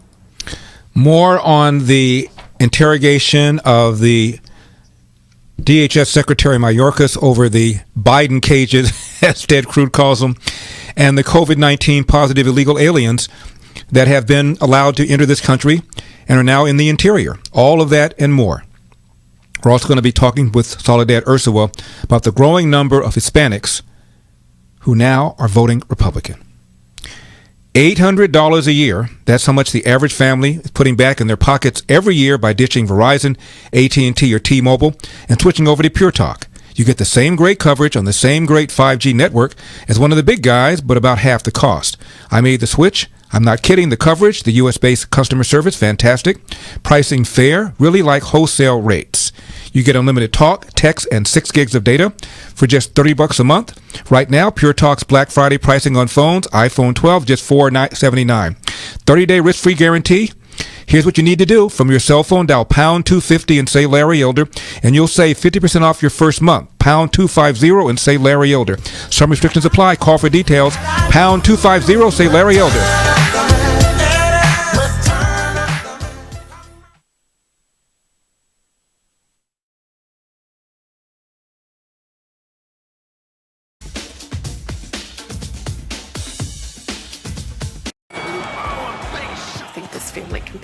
Every time you fall. Every time I take one step forward. When Wright came in this morning, he wants to fight you. No one expected this out of him. Look for Salem Now in the App Store or go to salemnow.com. Trending now on the Larry Elder Show. So anyway, you start with that notion of 15,000 people under that bridge in Del Rio. 15,000, okay? These are the numbers released by DHS. Number returned to Haiti, 1,401. Number in Customs and Border Patrol custody, 3,206. Number remaining at the bridge in Del Rio, according to DHS, 3,881. So, I'm sorry, those three numbers that I just gave you are about 8,500. Where's the other 8,000? Where are they? And the answer might be St. Louis. That might be in the suburbs of Dallas and Fort Worth, right outside my door. Because this is the plan.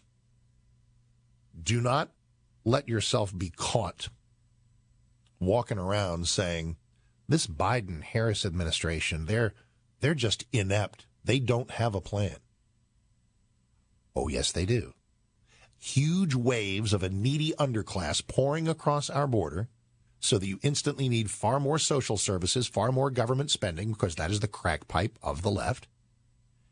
And then ultimately, all of these people are going to vanish into the tapestry of America, where they will eventually be normalized, and ultimately, of course, energized for decades of grateful Democrat voting. Keep up with what's trending. Subscribe on YouTube and at rumble.com.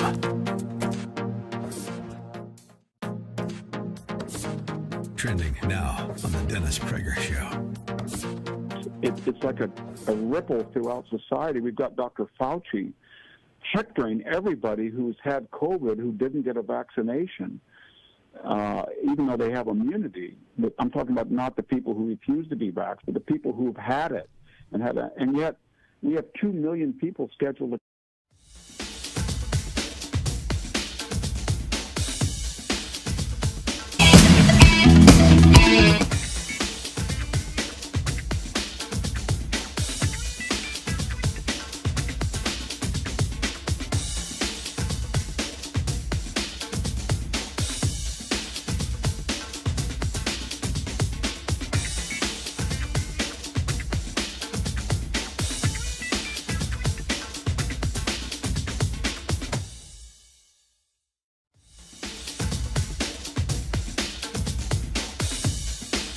just want to say, we don't complain, we don't bitch and moan about our position in life, and all we do is we keep working hard, and we love this country and our families, and that's the way our parents had taught us. And I guess apparently our white privilege hasn't kicked in yet, but praise God for you and Kevin Jackson and Laura Ingraham and Hugh and Rush and all the great conservative hosts. It's a godsend to hear you guys every day. And so, we just keep working hard, and one of these days the good Lord will bless us, and he already has in so many ways. You take care, Larry, and thank you so much, and keep up the good work. God bless. And I was about ready to say he already has. 888-971-SAGE, 888-971-7243. I am Larry Elder. We are ReliefFactor.com studio. I've been talking for a long time about the great work Job Creators Network does fighting for small business owners. Now they're taking the fight to court. The Biden administration's COVID-19 mandate is an assault on small business owners. While large global companies don't seem to have a problem with the mandate, after all, what's the loss of 100 workers when you have 100,000? But losing workers in a small business is a disaster. It can be the difference between thriving and surviving, as we reported earlier in the program. OSHA has suspended the mandate because of the circuit court appealing that put a stay on it, but they're appealing it, so it might end up in the Supreme Court. And that is why Job Creators Network filed a motion with the 8th Circuit Court of Appeals asking that court to apply the recent 5th Circuit Court's temporary stay of the mandate to the whole country. Small business owners cannot afford this expensive legal work. That's why Job Creators Network is doing it for them. If you own a small business or a friend to a small business or even support small businesses in your area, I urge you to go to blockthemandate.com. That's blockthemandate.com. You can join with Job Creators Network to help small business owners fight this illegal mandate. Go to blockthemandate.com. Your help and support matters. Give a little, give a lot. Go to blockthemandate.com. That's blockthemandate.com. Back to Ted Cruz interrogating DHS Secretary Mayorkas over the Biden cages and over the positive COVID-19 illegal aliens that are being admitted into this country. Oh, by the way, here's a photograph of the Biden cages. That, Senator, that is precisely why I articulated children sleeping on floors, crashed in upon each other. When I took this photograph, the rate of COVID positivity was over 10%. May I speak, Senator? You can answer the question. How many kids have been in these conditions? That is precisely why I stated in March of this year that a Border Patrol station is no place for a child, number one. Okay, but number two, all right, that is Secretary Mayorkas, you're not answering my question, so let me ask you this. In the past year, has Joe Biden been down to see firsthand the Biden cages? Senator, I will again... Has Joe Biden been down to see this facility? Yes or no? The president has not been down to the... Okay, no. Has Kamala Harris been down to see the Biden cages, this facility? Yes or no? The vice president was at the border. Has she been down to see this facility? I know she went to El Paso. Has she seen the Biden cages? They are not cages. And what are these walls? Senator, has Kamala Harris seen them? Yes or no?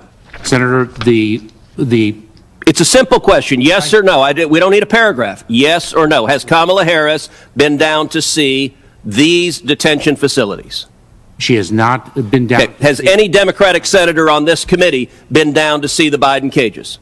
I will once again disagree with your use of terminology. These facilities, has any Democratic member of this committee given a damn enough to see the children being locked up by Joe Biden and Kamala Harris because of your failed immigration policies? Senator, I cannot speak to the members of this committee. You don't know if any Democrats have been down there? I believe Democrats have been down to see this facility, yes or no? On a facility. Whether they are members of this committee, I do not know. And all right, let me ask you a different question then.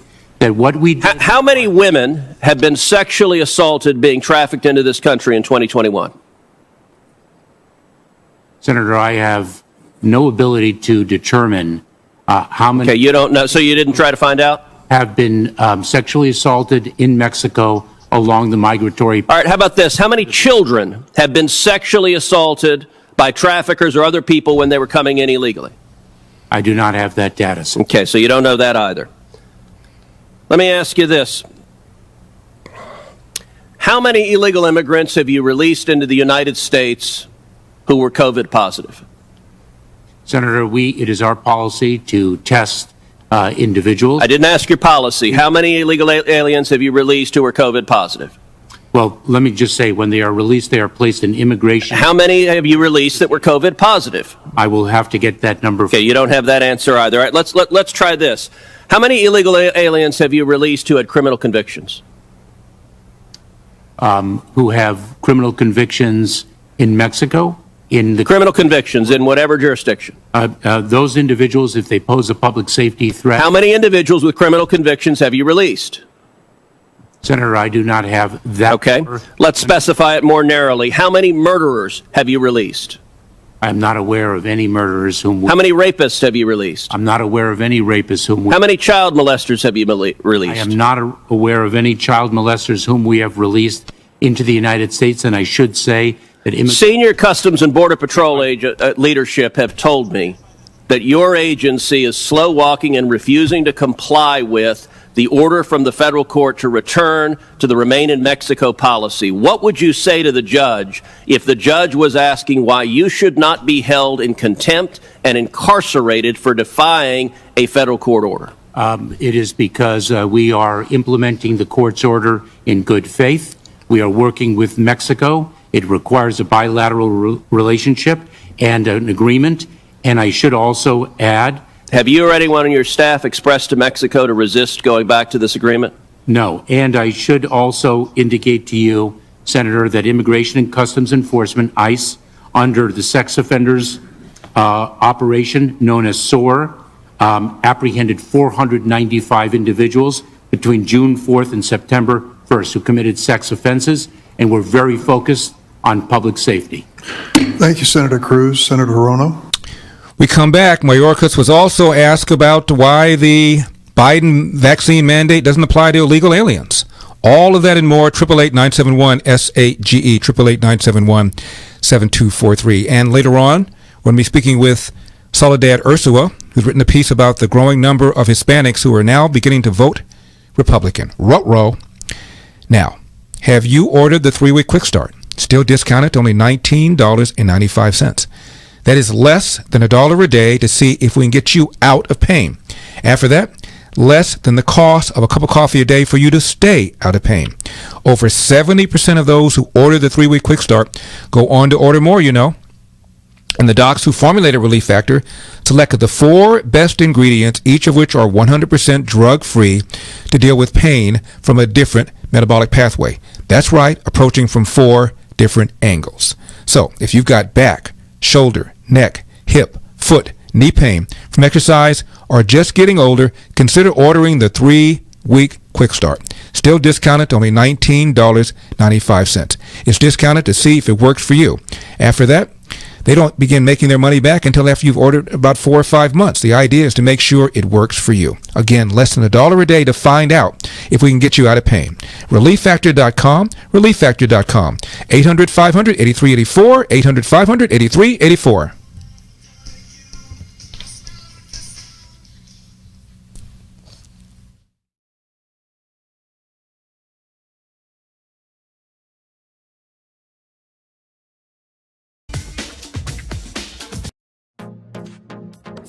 Trending now on the Mike Gallagher Show.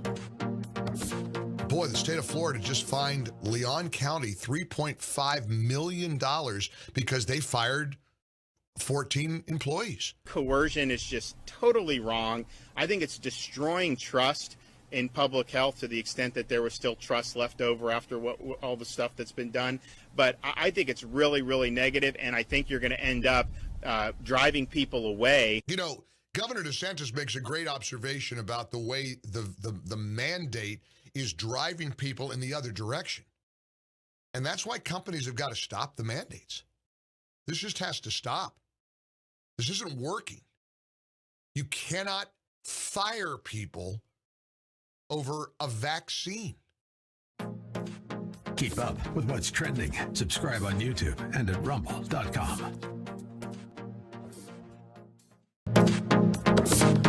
Trending now on America First with Sebastian Gorka. He is America. Captain America's trying, but nah, not so much. It's Superman. That's why kids have loved him. Adults have loved. When I saw Superman, I was, 8 years old, and I saw Christopher Reeve. You believed a man could fly. And I wanted to be an American, and now I am. But they've killed it. They killed James Bond in the new movie. Sorry, guys, spoilers. I've seen it. It's crap. Don't waste your time. They killed James Bond. Dead. Gone. Because I guess what? He was too sexy?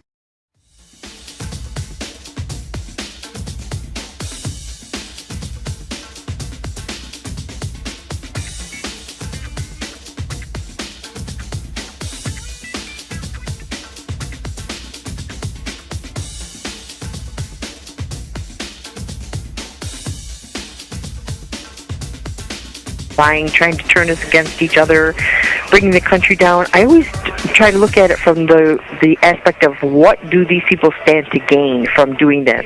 Is it a monetary gain? Is it position of power? I don't understand, because if the country falls, we all fall. I don't understand what they could possibly hope to accomplish by doing this. What do they personally gain by doing this? There is no winning. We're all in for a penny and for a pound. Can you please give me your view on this? Help me, please. I cannot figure this out. Thank you. 888-971-SAGE, 888-971-7243. I am Larry Elder. We are ReliefFactor.com studio. Next hour, we'll be speaking with Soledad Ursúa about the growing number of Hispanics who are reconsidering their allegiance to the Democratic Party and beginning to vote Republican. As to your question, what is the gain? Well, if one side considers the other side to be bad people, to be evil, then they can justify virtually anything. I've told you a million times, Donald Trump never said there are good people and bad people on both sides, good Nazis and bad Nazis on both sides. What he said was there are good people and bad people on the debate as to whether or not there ought to be a Confederate monument in Public Square. And he specifically said, I'm not talking about the white nationalists and the neo-Nazis because they should be condemned totally, and they still keep bringing it up. What's the gain? Malign Donald Trump, convince enough voters that anybody who supports Donald Trump is bad, and they can retain power. For example, Joe Biden recently said that in his remarks about his so-called infrastructure plan, said that, I talked to a lot of mayors, except for the one that said you can see Alaska from a porch. Of course, she never said that. Because I made it a point every single day for well over a year to stay on top of how the money was being used. I spoke with over 160 mayors, 2-3 times sometimes. And I spoke with county executives, and every governor save one. Well, I won't mention that. And save one.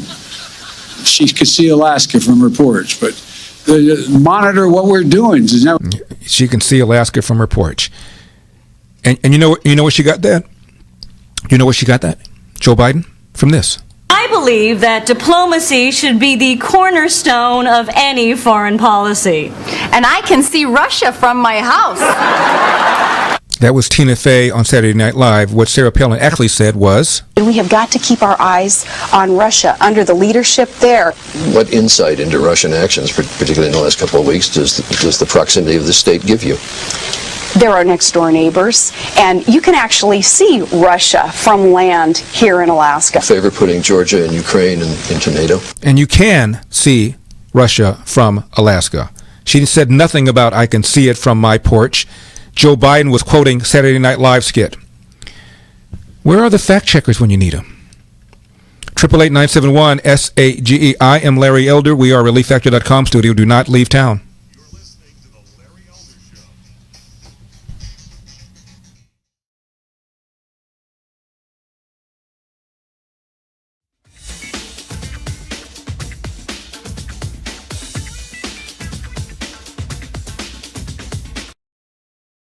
This is why we're fighting for the soul of America. You should be able to share ideas without fear of being fired from your job or shouted down. You are not to be heard. This is one of the few things we have no precedent for in the United States. You have the right to remain silent. Look for Salem Now in the App Store or go to salemnow.com. I think this family can pick you up every time you fall. Every time I take one step forward. When Wright came in this morning, he wants to fight you. No one expected this out of him. Look for Salem Now in the App Store or go to salemnow.com. Trending now on The Larry Elder Show.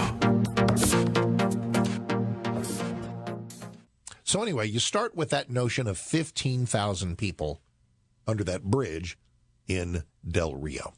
15,000, okay? These are the numbers released by DHS.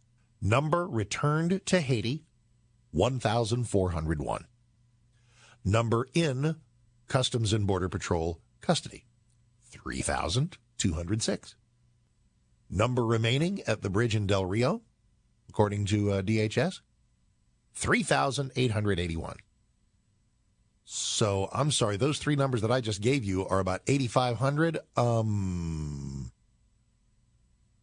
Where's the other 8,000? Where are they? And the answer might be St. Louis.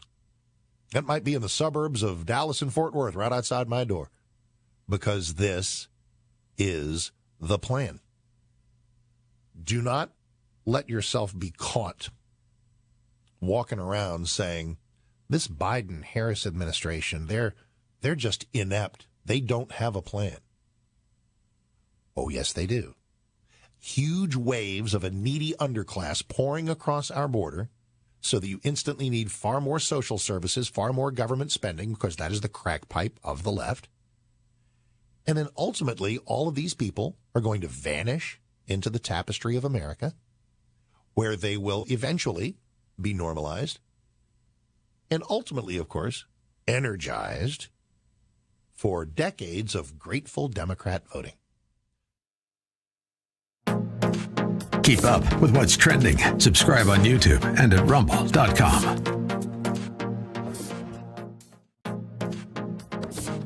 Trending now on the Dennis Prager Show.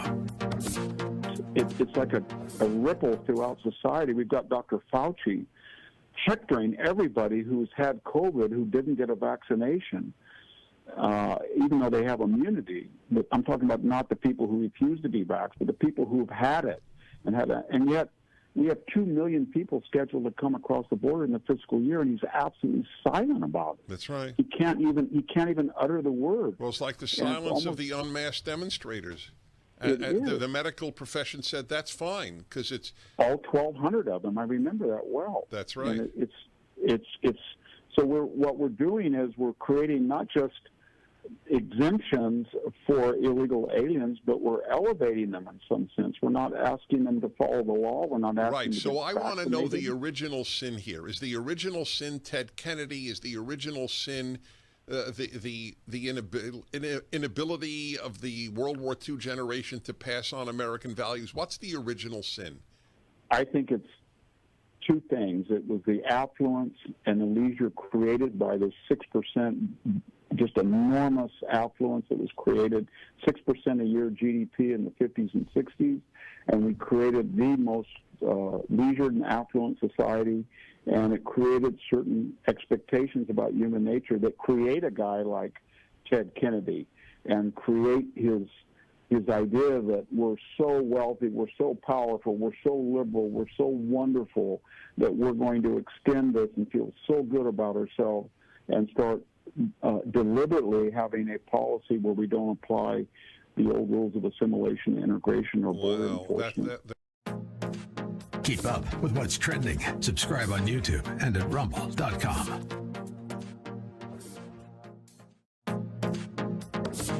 Trending now on The Larry Elder Show. Because the left is trying to figure it out. They're trying to figure out, again, who's going to comply. Are you going to comply? Who's going to resist? Are you going to be willing to resist? How much power and coercion, this is what the left is trying to figure out, will it take to break the rest of us, the nonconformists? And who are the reliable, useful idiots? And sadly, there's plenty of those in the media. I've been telling you time and time again, we can't trust our institutions, the media being one of them. If you want to know what the left is thinking, you can look at the New York Times. You can figure out the angles they're coming from. There's other places, Vox, Slate, so on, etc. You can figure out, and you should know where they're coming from.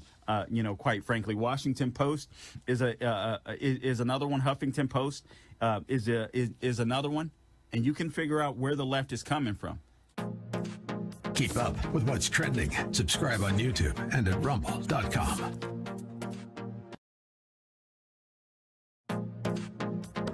Trending now on the Mike Gallagher Show.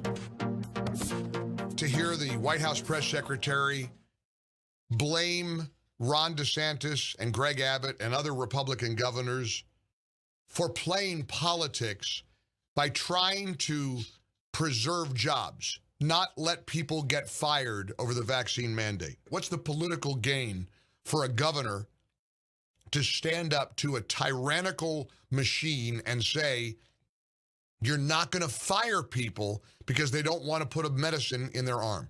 You can't try to draw that line in the sand and say, well, the government shouldn't do it, but businesses can. We're either going to fire people over a personal medical decision or we're not.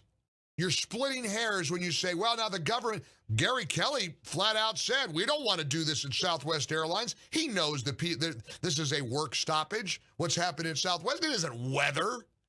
They're not having any computer glitches. They got people working who aren't going to show up, and they're going to try to send Southwest a message. And Gary Kelly, the CEO of Southwest, admitted it by saying, we don't want this. Biden's making us do it. The government's making us do it. These zealots in charge, the kind of tyrannical governors we saw putting lines in the Home Depot, and you can go to the garden section, but you can't go to the towel section, and all this crap. Put a mask on to walk to your table and take the mask off.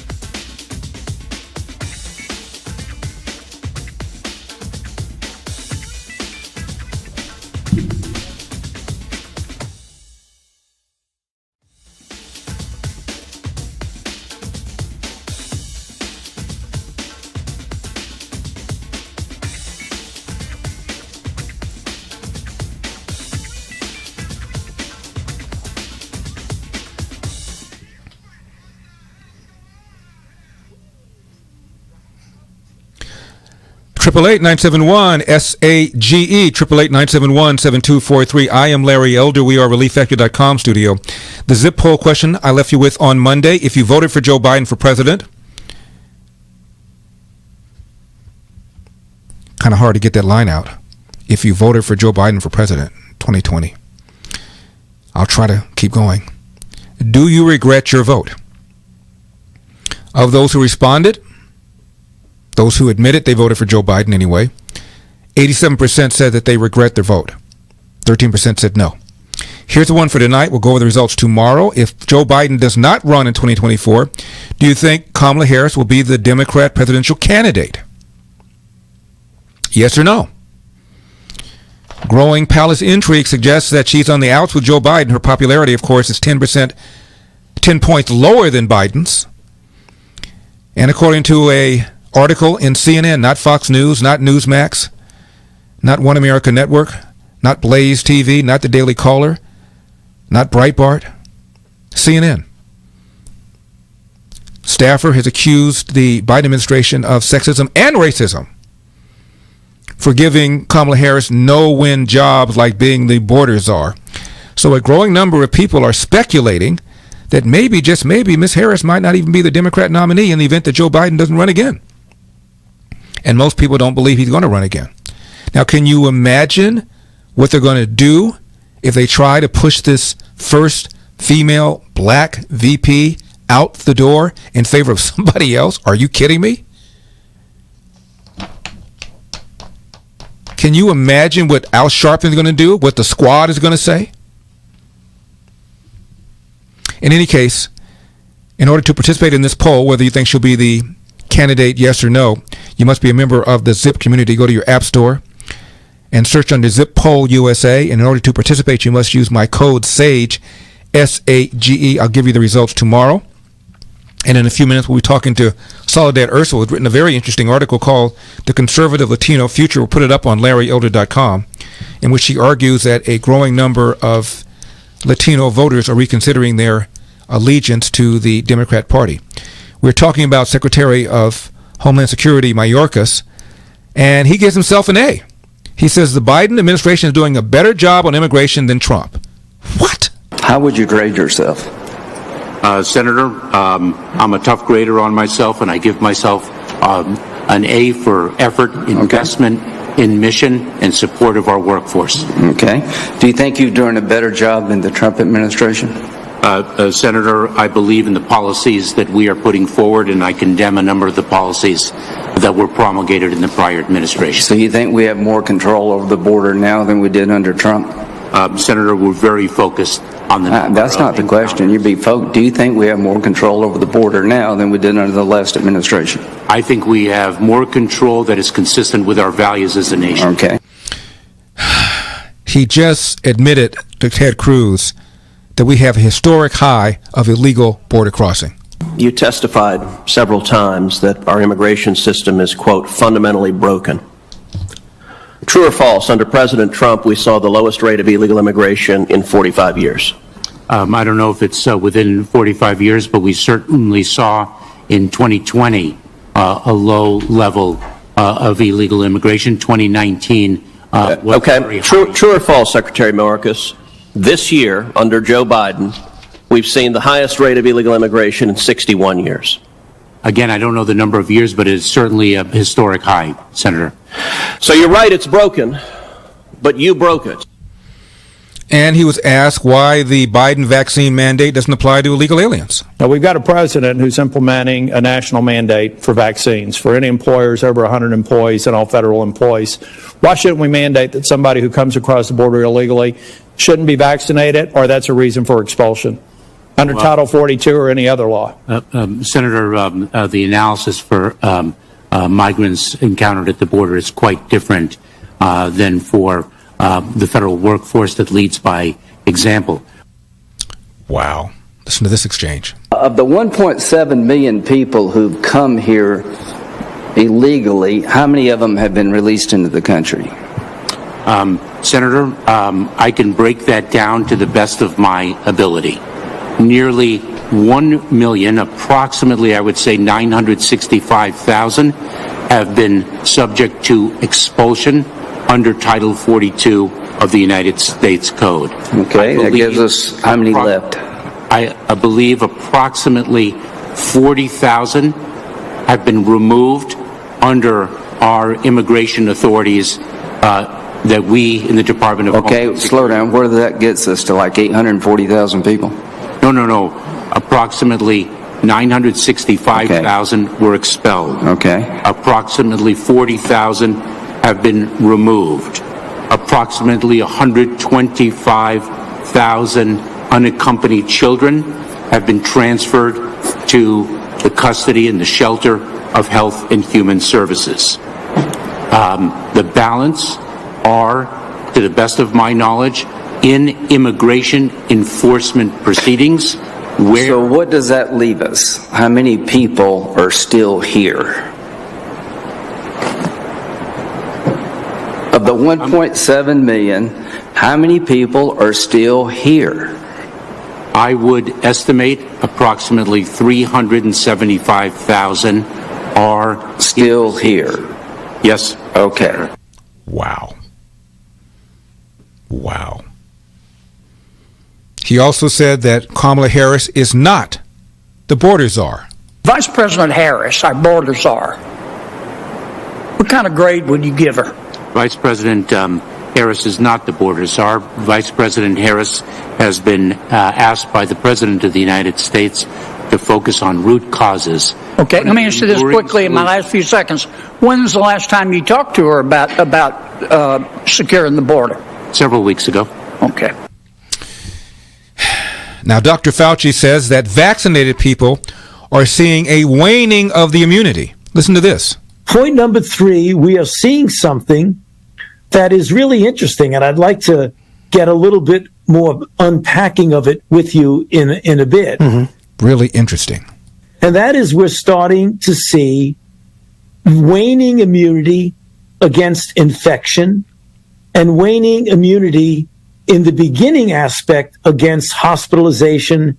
And if you look at Israel, which has always been a month to a month and a half ahead of us in the dynamics of the outbreak, in their vaccine response, and in every other element. What he's saying is that people who have been vaccinated are seeing waning immunity, as opposed to people who have natural immunity, which, as we have said, several studies show, is stronger, longer lasting than the protection you get from the vaccine. Remember all the stuff they said about the vaccine mandates? We cannot require someone to be vaccinated. That's just not what we can do. Definitely not. You don't want to mandate and try and force anyone to take a vaccine. We've never done that. Our interest is very simple from the federal government, which is Americans' privacy and rights should be protected. Needless to say, the right of women to make decisions about their own bodies is not negotiable. It is a matter of privacy to know who is or who isn't. You don't want to be mandating from the federal government to the general population. It would be unenforceable and not appropriate. The federal government should step in and issue mandates, and if not, are you putting the needs of unvaccinated people ahead of the needs of vaccinated people? Well, I think the question here, one, that's not the role of the federal government. No, I don't think it should be mandatory. I wouldn't demand to be mandatory. That's a bald-faced lie. When we come back, growing number of Hispanics are voting Republican. We're going to talk to Soledad Ursúa. Articles called The Conservative Latino Future is up on LarryElder.com. 888-971-SAGE, 888-971-7243. Do not leave town.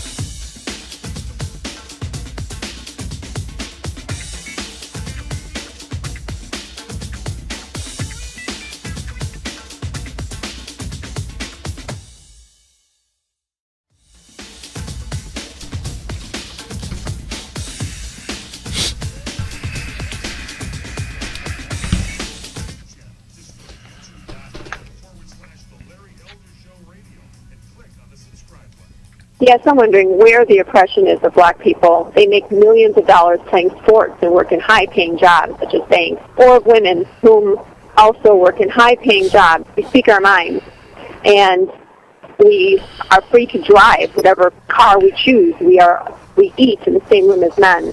So I don't know where this oppression that people speak of occurs within the United States. Thank you. By the way, do you know that a black college-educated couple where both work out-earn a white college-educated couple where both work? And that's been true for years. 888-971-SAGE, 888-971-7243. By the way, the employment or unemployment rate for a married black man is about the same as the unemployment rate for whites. So please. 888-971-SAGE is the number. Please welcome back to the program East LA native, Venice Neighborhood Council member, author of the piece called The Conservative Latino Future, which is up on LarryElder.com, Soledad Ursúa. Soledad. Hi, Larry. Thank you for having me. It's my pleasure. You've written, quote, in Virginia, Republican Glenn Youngkin defeated Clintonista Democrat Terry McAuliffe for governor. Youngkin ran on school choice, an issue dear to Latinos who understand that education is a key to prosperity in the middle class. Survey by AP Votecast showed that black voters supported McAuliffe by nearly 8-1. Latino voters, on the other hand, appear to have favored Youngkin, who received 55% of the Hispanic vote, compared to only 43% supporting McAuliffe. If Latinos had voted in the same pattern as other minority voters, it would have guaranteed a Democrat victory. They did not, which does not portend well for the future of the Democratic Party, since President Joe Biden won Virginia by 10 percentage points a year earlier, end of quote. What's going on, Soledad? Well, really, Democrats have taken Latinos for granted this whole time. They've really ignored our needs, and our needs really are education. That's what lifts us out of poverty. The reason why, Latinos are here is America is the land of opportunity. Look at my family. My paternal grandmother, she only went to school until 3rd grade. That's when she needed to work in the fields. But 2 short generations later, I have a master's degree. So when you look at Latinos, just intergenerationally, we see a lot of 2nd and 3rd Mexican-American, Latino citizens that are now the middle class. So education is really the pathway to the middle class. Ursula, as you know, Donald Trump increased his percentage of Hispanic vote from 2016 to 2020, even though he allegedly made the racist comment that Mexicans, quote, are rapists, close quote, which of course he never said. How do you explain Donald Trump's appeal? How did he increase his Hispanic vote from 2016 to 2020? By the way, he also increased the black vote by about 50% those 4 years as well. Well, I think he was really the first one who really went to woo them. He was very present in the Southwest. And, Democrats sort of just see us, I like to say that Latinos are the Cinderellas of the Democratic Party, because we do all the work, we're treated as the help, and no one really listens to us. But so what Trump did was he went there and he listened to them. They were, serious about education and also public safety. It's a real mistake to think that all Latinos are for open borders. They're not. And we've just seen that, in South Texas, where the Obama, Biden administration, their handling of the southern border has just been disastrous.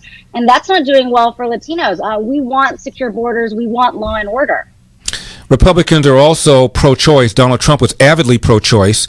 Your mom, Gloria Romero, former state senator, in fact, Senate Majority Leader here in California, crossed party lines and supported me during the campaign because of the issue of school choice. And you will find that, Latinos, there's no real allegiance to one party. We will vote in our economic interests. And in this case, Republicans are offering public safety and public education. So, it's really, we're going to vote in our interest, what affects us. And so if Democrats, want to keep offering failing education and open borders, they're going to see a mass migration of Latinos. My guest is Soledad Ursúa. Soledad, you also write about South Texas, the 118th Texas House District. Talk to us about that. What happened? That's a 73% Hispanic city. The district includes San Antonio, 73% Hispanic. Yet a Republican did an upset win against a Democrat by about 300 votes. What happened? So these border towns, they're really there on the front line, watching a lot of failed immigration policy. They're seeing cartel runners. They're seeing human trafficking.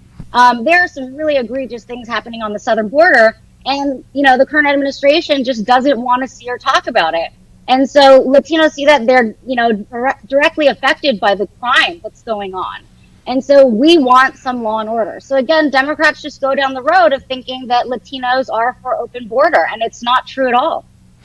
You took a swipe at Mr. Beto O'Rourke and said that the left's effort to assimilate into Latino culture by taking a Spanish nickname isn't cute. Are a lot of Hispanics recoiling because Beto O'Rourke has called himself Robert Beto O'Rourke?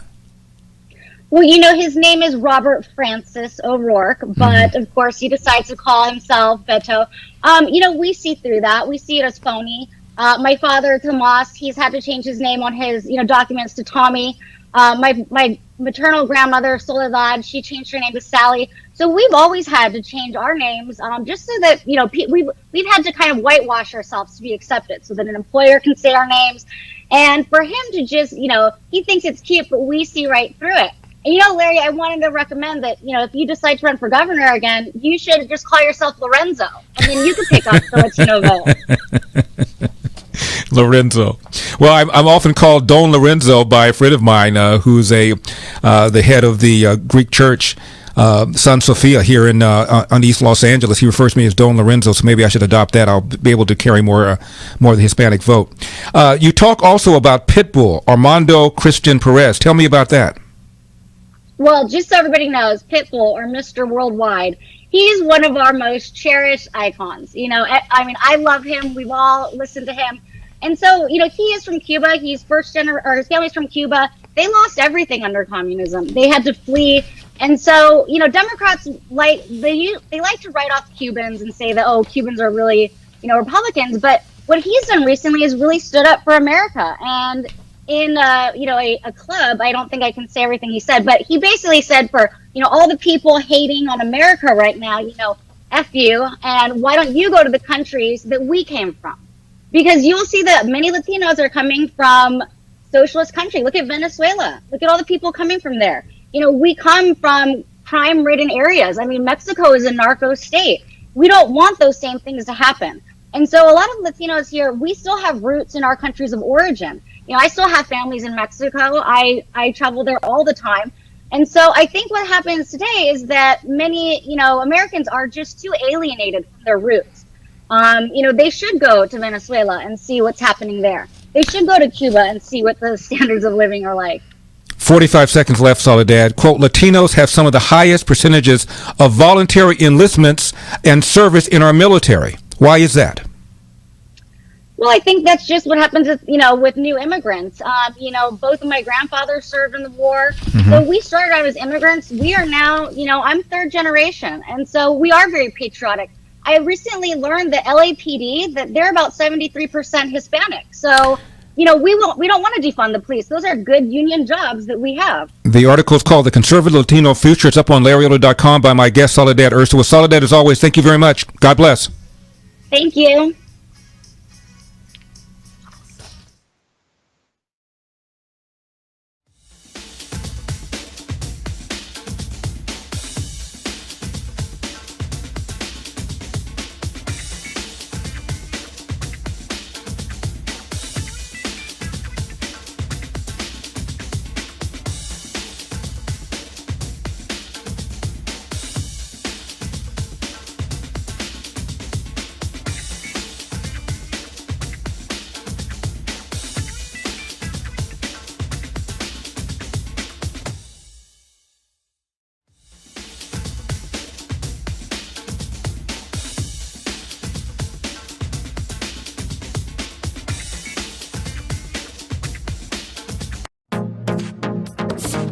Trending now on the Dennis Prager Show. In light of the belief of the CDC that 99%, 99% of the, help me out here, of the vaxxed, 99% of those hospitalized are not vaxxed, right? That's the claim. Or deaths. Okay. I think it's both hospitalized and deaths. Anyway, so if that's true, why do people give a hoot if people are not vaxxed? They're clearly not affecting the vaxxed, right? Given the spectacular success rate of the vaccination, why do you care if the next guy is vaxxed or not? And don't tell me, oh, because they're taking up hospital space. So are motorcyclists who don't have helmets. So were folks who had men who had unprotected sex during the AIDS epidemic. So were cigarette smokers for a while. This is a new thing. You're taking up hospital space. So there is no threat to you who are vaccinated by the unvaccinated. You can't have it both ways. It's 99% effective, but you must get vaxxed. It's all about control. I told you that. That's how I began the hour. No, I actually began the hour about the Seattle city attorney race. But I want you to understand what this is about. You have the audacity to defy the left? F you. That is all it is about. That is what it is about for Joe Biden. The weakest, wimpiest guy to ever hold the office of president. He is the antithesis of a leader. We have a sheep as president. Keep up with what's trending. Subscribe on YouTube and at rumble.com. Streaming on Salem Now. Tesla was a genius.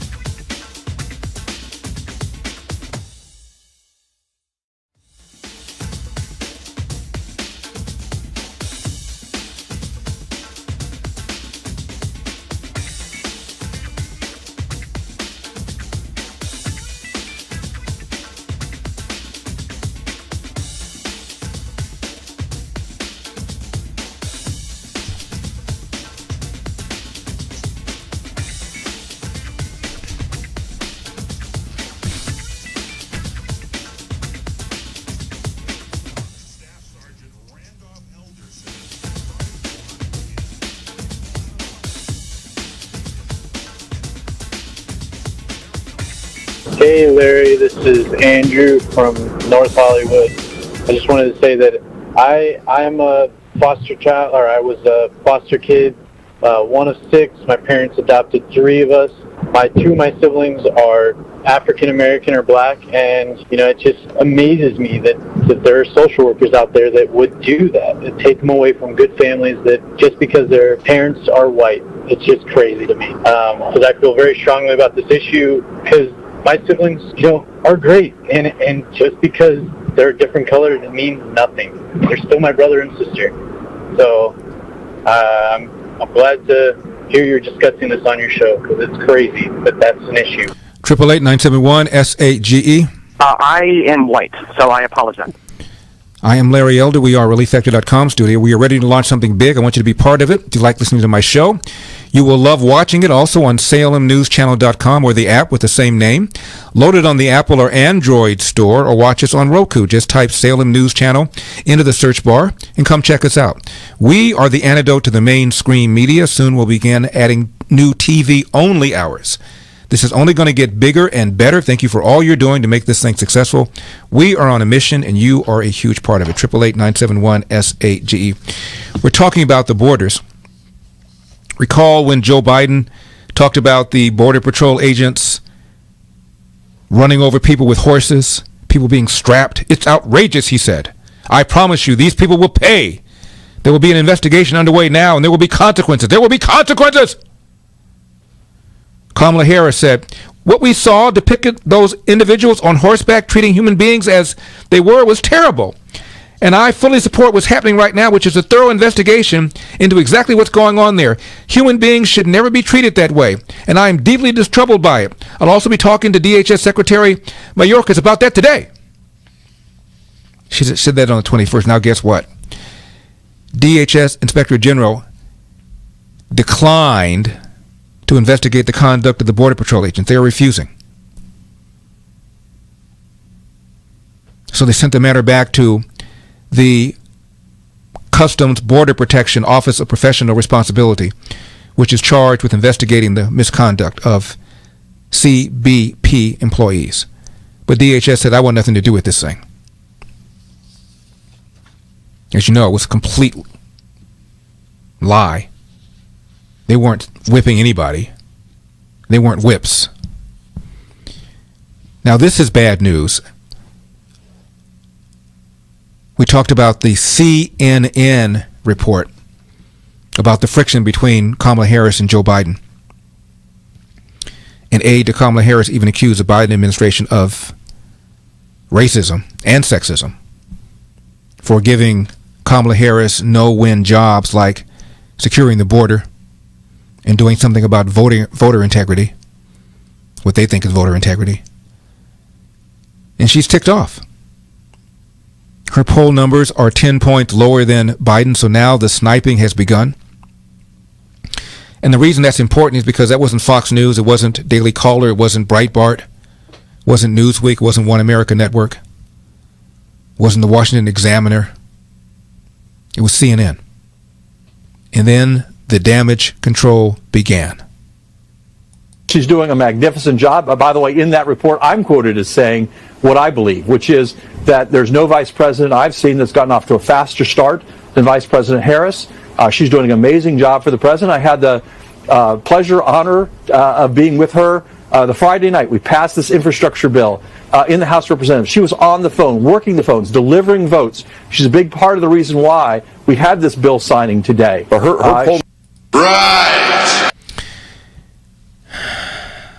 And, of course, you heard Mayorkas say, she's not the border czar. Well, didn't Biden put her in charge of the borders? Or was that reported on MSNBC Hee-Haw? The way they reported that Al Sharpton was asked to leave the courtroom during the Rittenhouse trial when he was not in the courtroom in the Rittenhouse trial. That's what I get for reading tweets from MSNBC Hee-Haw. This is articles from The Hill. The Hill is a respected news organization. They consider themselves to be nonpartisan, which of course means leaning left, but they're respected. Headline from The Hill: situation at the southern border worse than you probably realize. And they talk about a new poll, Harvard-Harris poll. Only 35% of registered voters approve of the administration's immigration policies. 81% think illegal immigration is a serious issue. 64% think Biden's immigration orders encourage illegal immigration. 54% believe he's creating a, quote, open border, not trying to enforce immigration laws humanely. 73% believe that the current surge in illegal aliens at the border is a crisis that needs to be addressed right away. Now, vaccinated or not, everybody can benefit from a stronger immune system. Immunity Armor Gold's 9 key ingredients work together as a force multiplier to help your body build a stronger immune system. If you've learned anything over the last couple of years, folks with stronger immune systems have more favorable outcomes when disease strikes. Taking Immunity Armor Gold helps sustain my energy during my campaign, and users also report better sleep quality, healthier blood pressure levels, improved hair growth, particularly among women over 50. Made in the country, it's GMO, gluten, and allergen-free, no stimulants, artificial sweeteners, or colors. Best part, no pills to swallow because we make it in a powdered form mixed with water. Go to immunityarmorgold.com, all one word, immunityarmorgold.com. Use promo code Larry10 to get 10% off. Immunityarmorgold.com, promo code Larry10 for your 10% off.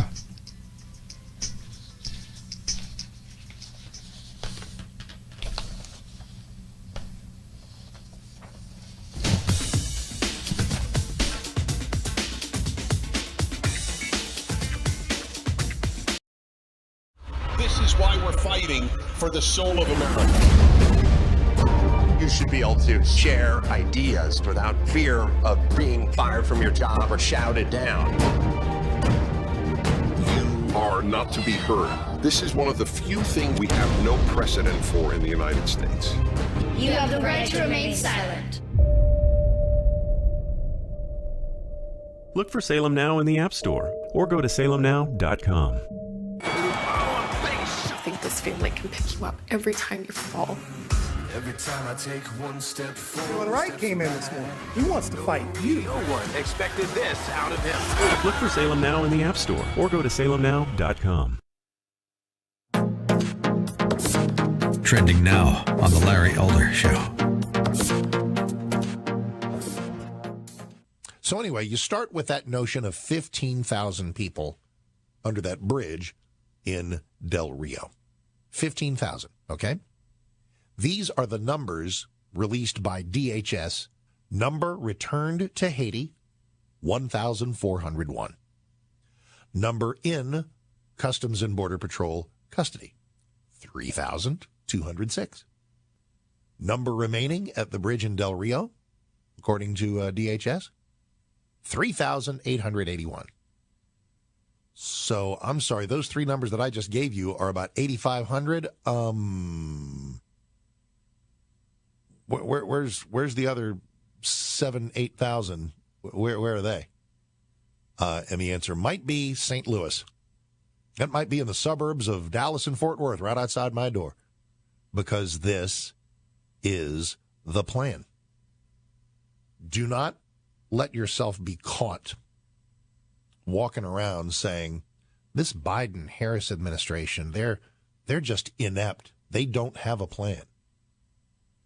Oh, yes, they do. Huge waves of a needy underclass pouring across our border so that you instantly need far more social services, far more government spending, because that is the crack pipe of the left. And then ultimately, all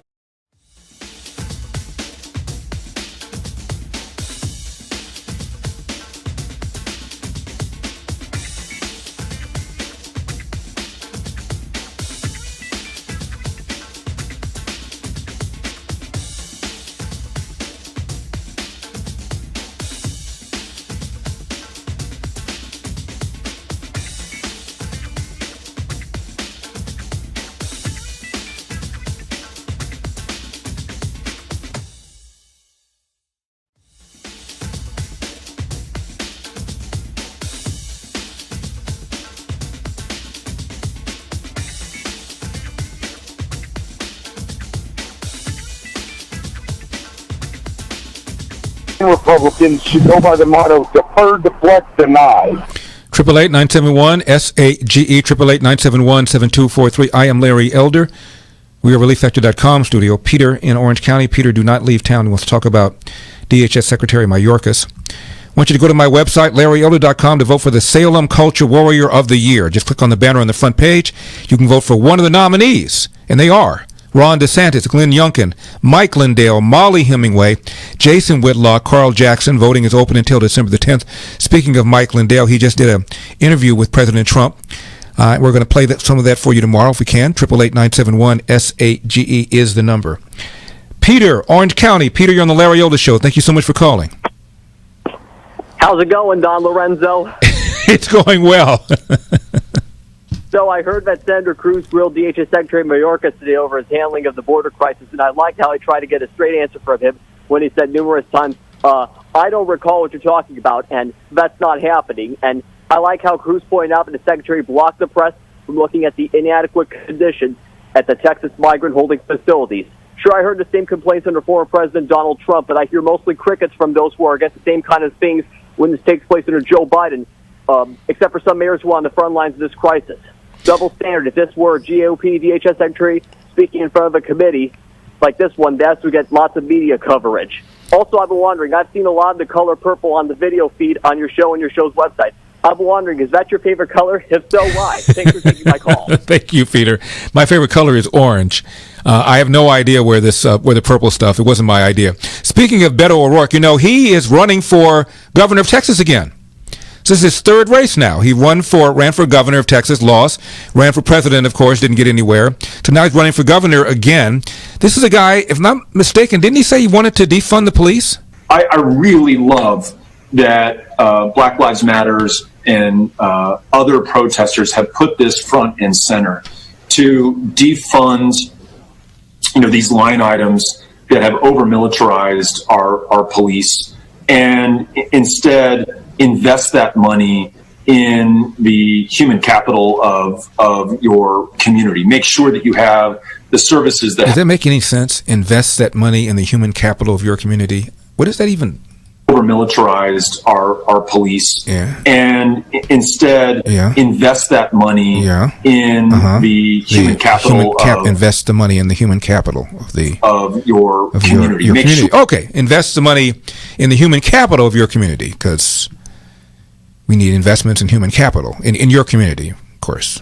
Take the money out of the police and invest that money in the human capital, because you're going to need it without the police, because there'll be a lot of carnage that will require you to invest in human capital to clean up the carnage. Makes sense, doesn't it?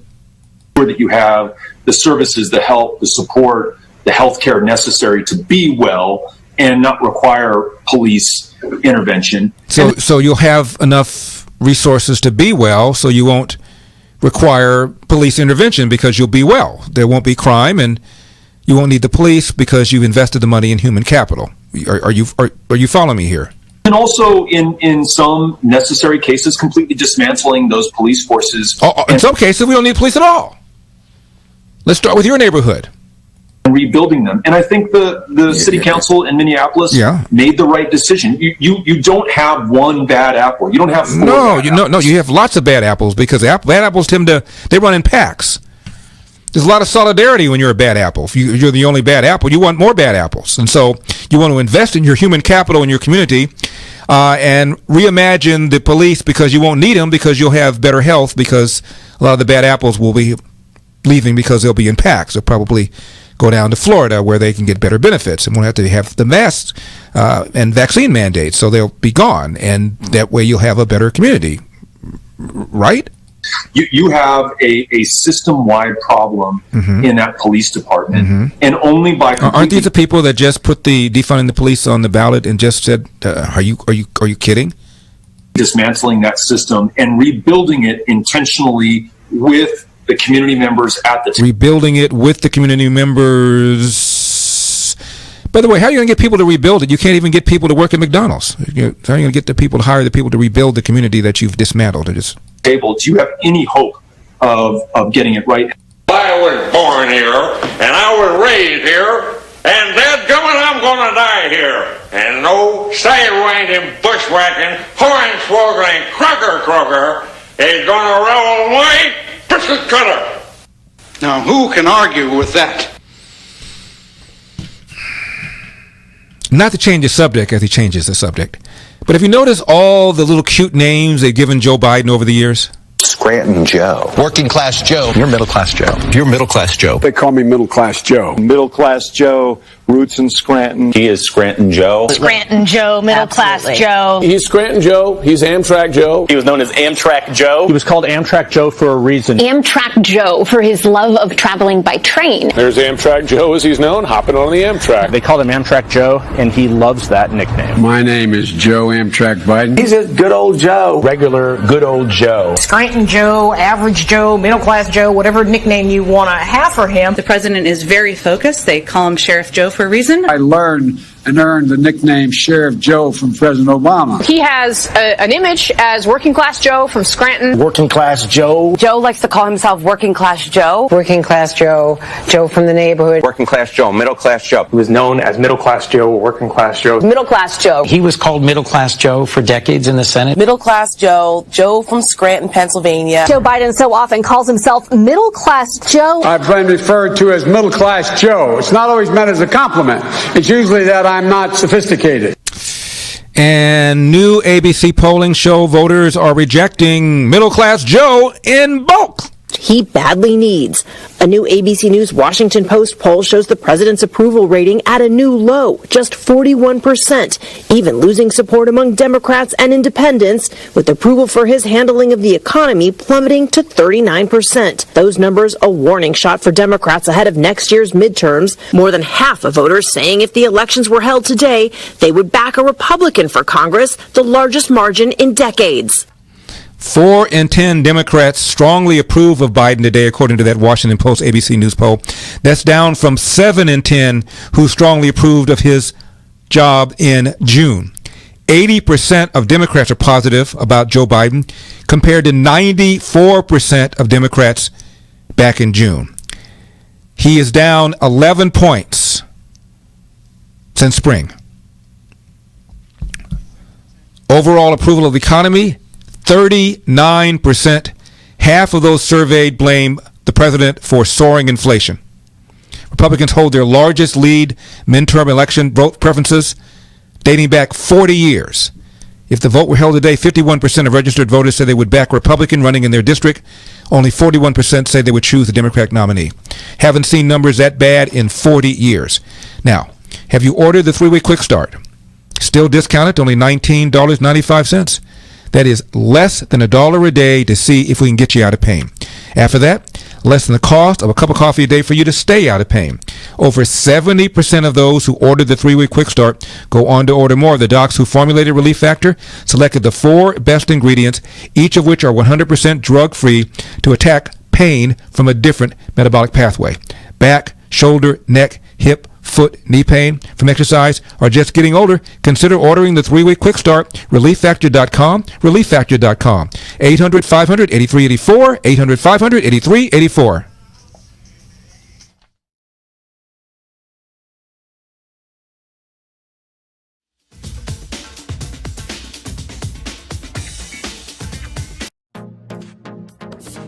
Trending now on the Dennis Prager Show. It's like a ripple throughout society. We've got Dr. Fauci hectoring everybody who's had COVID who didn't get a vaccination, even though they have immunity. But I'm talking about not the people who refuse to be vaxxed, but the people who've had it and yet we have 2 million people scheduled to come across the border in the fiscal year, and he's absolutely silent about it. That's right. He can't even utter the word. Well, it's like the silence of the unmasked demonstrators. And the medical profession said that's fine because it's all 1,200 of them. I remember that well. That's right. And it's so what we're doing is we're creating not just exemptions for illegal aliens, but we're elevating them in some sense. We're not asking them to follow the law. We're not asking right. them So to I want to know the original sin here. Is the original sin Ted Kennedy? Is the original sin the inability of the World War II generation to pass on American values? What's the original sin? I think it's 2 things. It was the affluence and the leisure created by the 6%, just enormous affluence that was created, 6% a year GDP in the 50s and 60s, and we created the most leisured and affluent society, and it created certain expectations about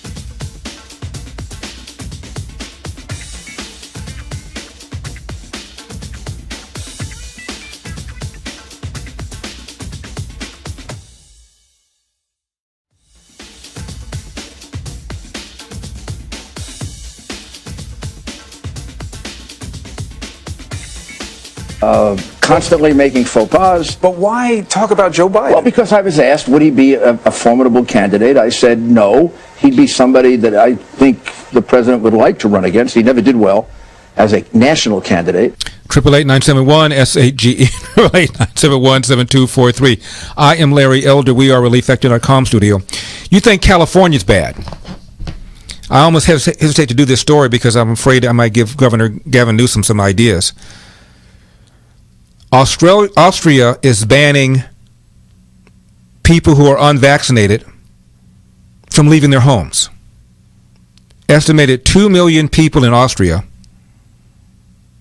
By the way, that's where you know who was born.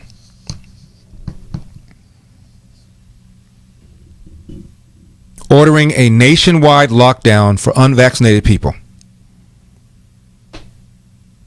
Chancellor of Austria confirmed that millions of citizens will be placed into lockdown because of a worrying trend in infections.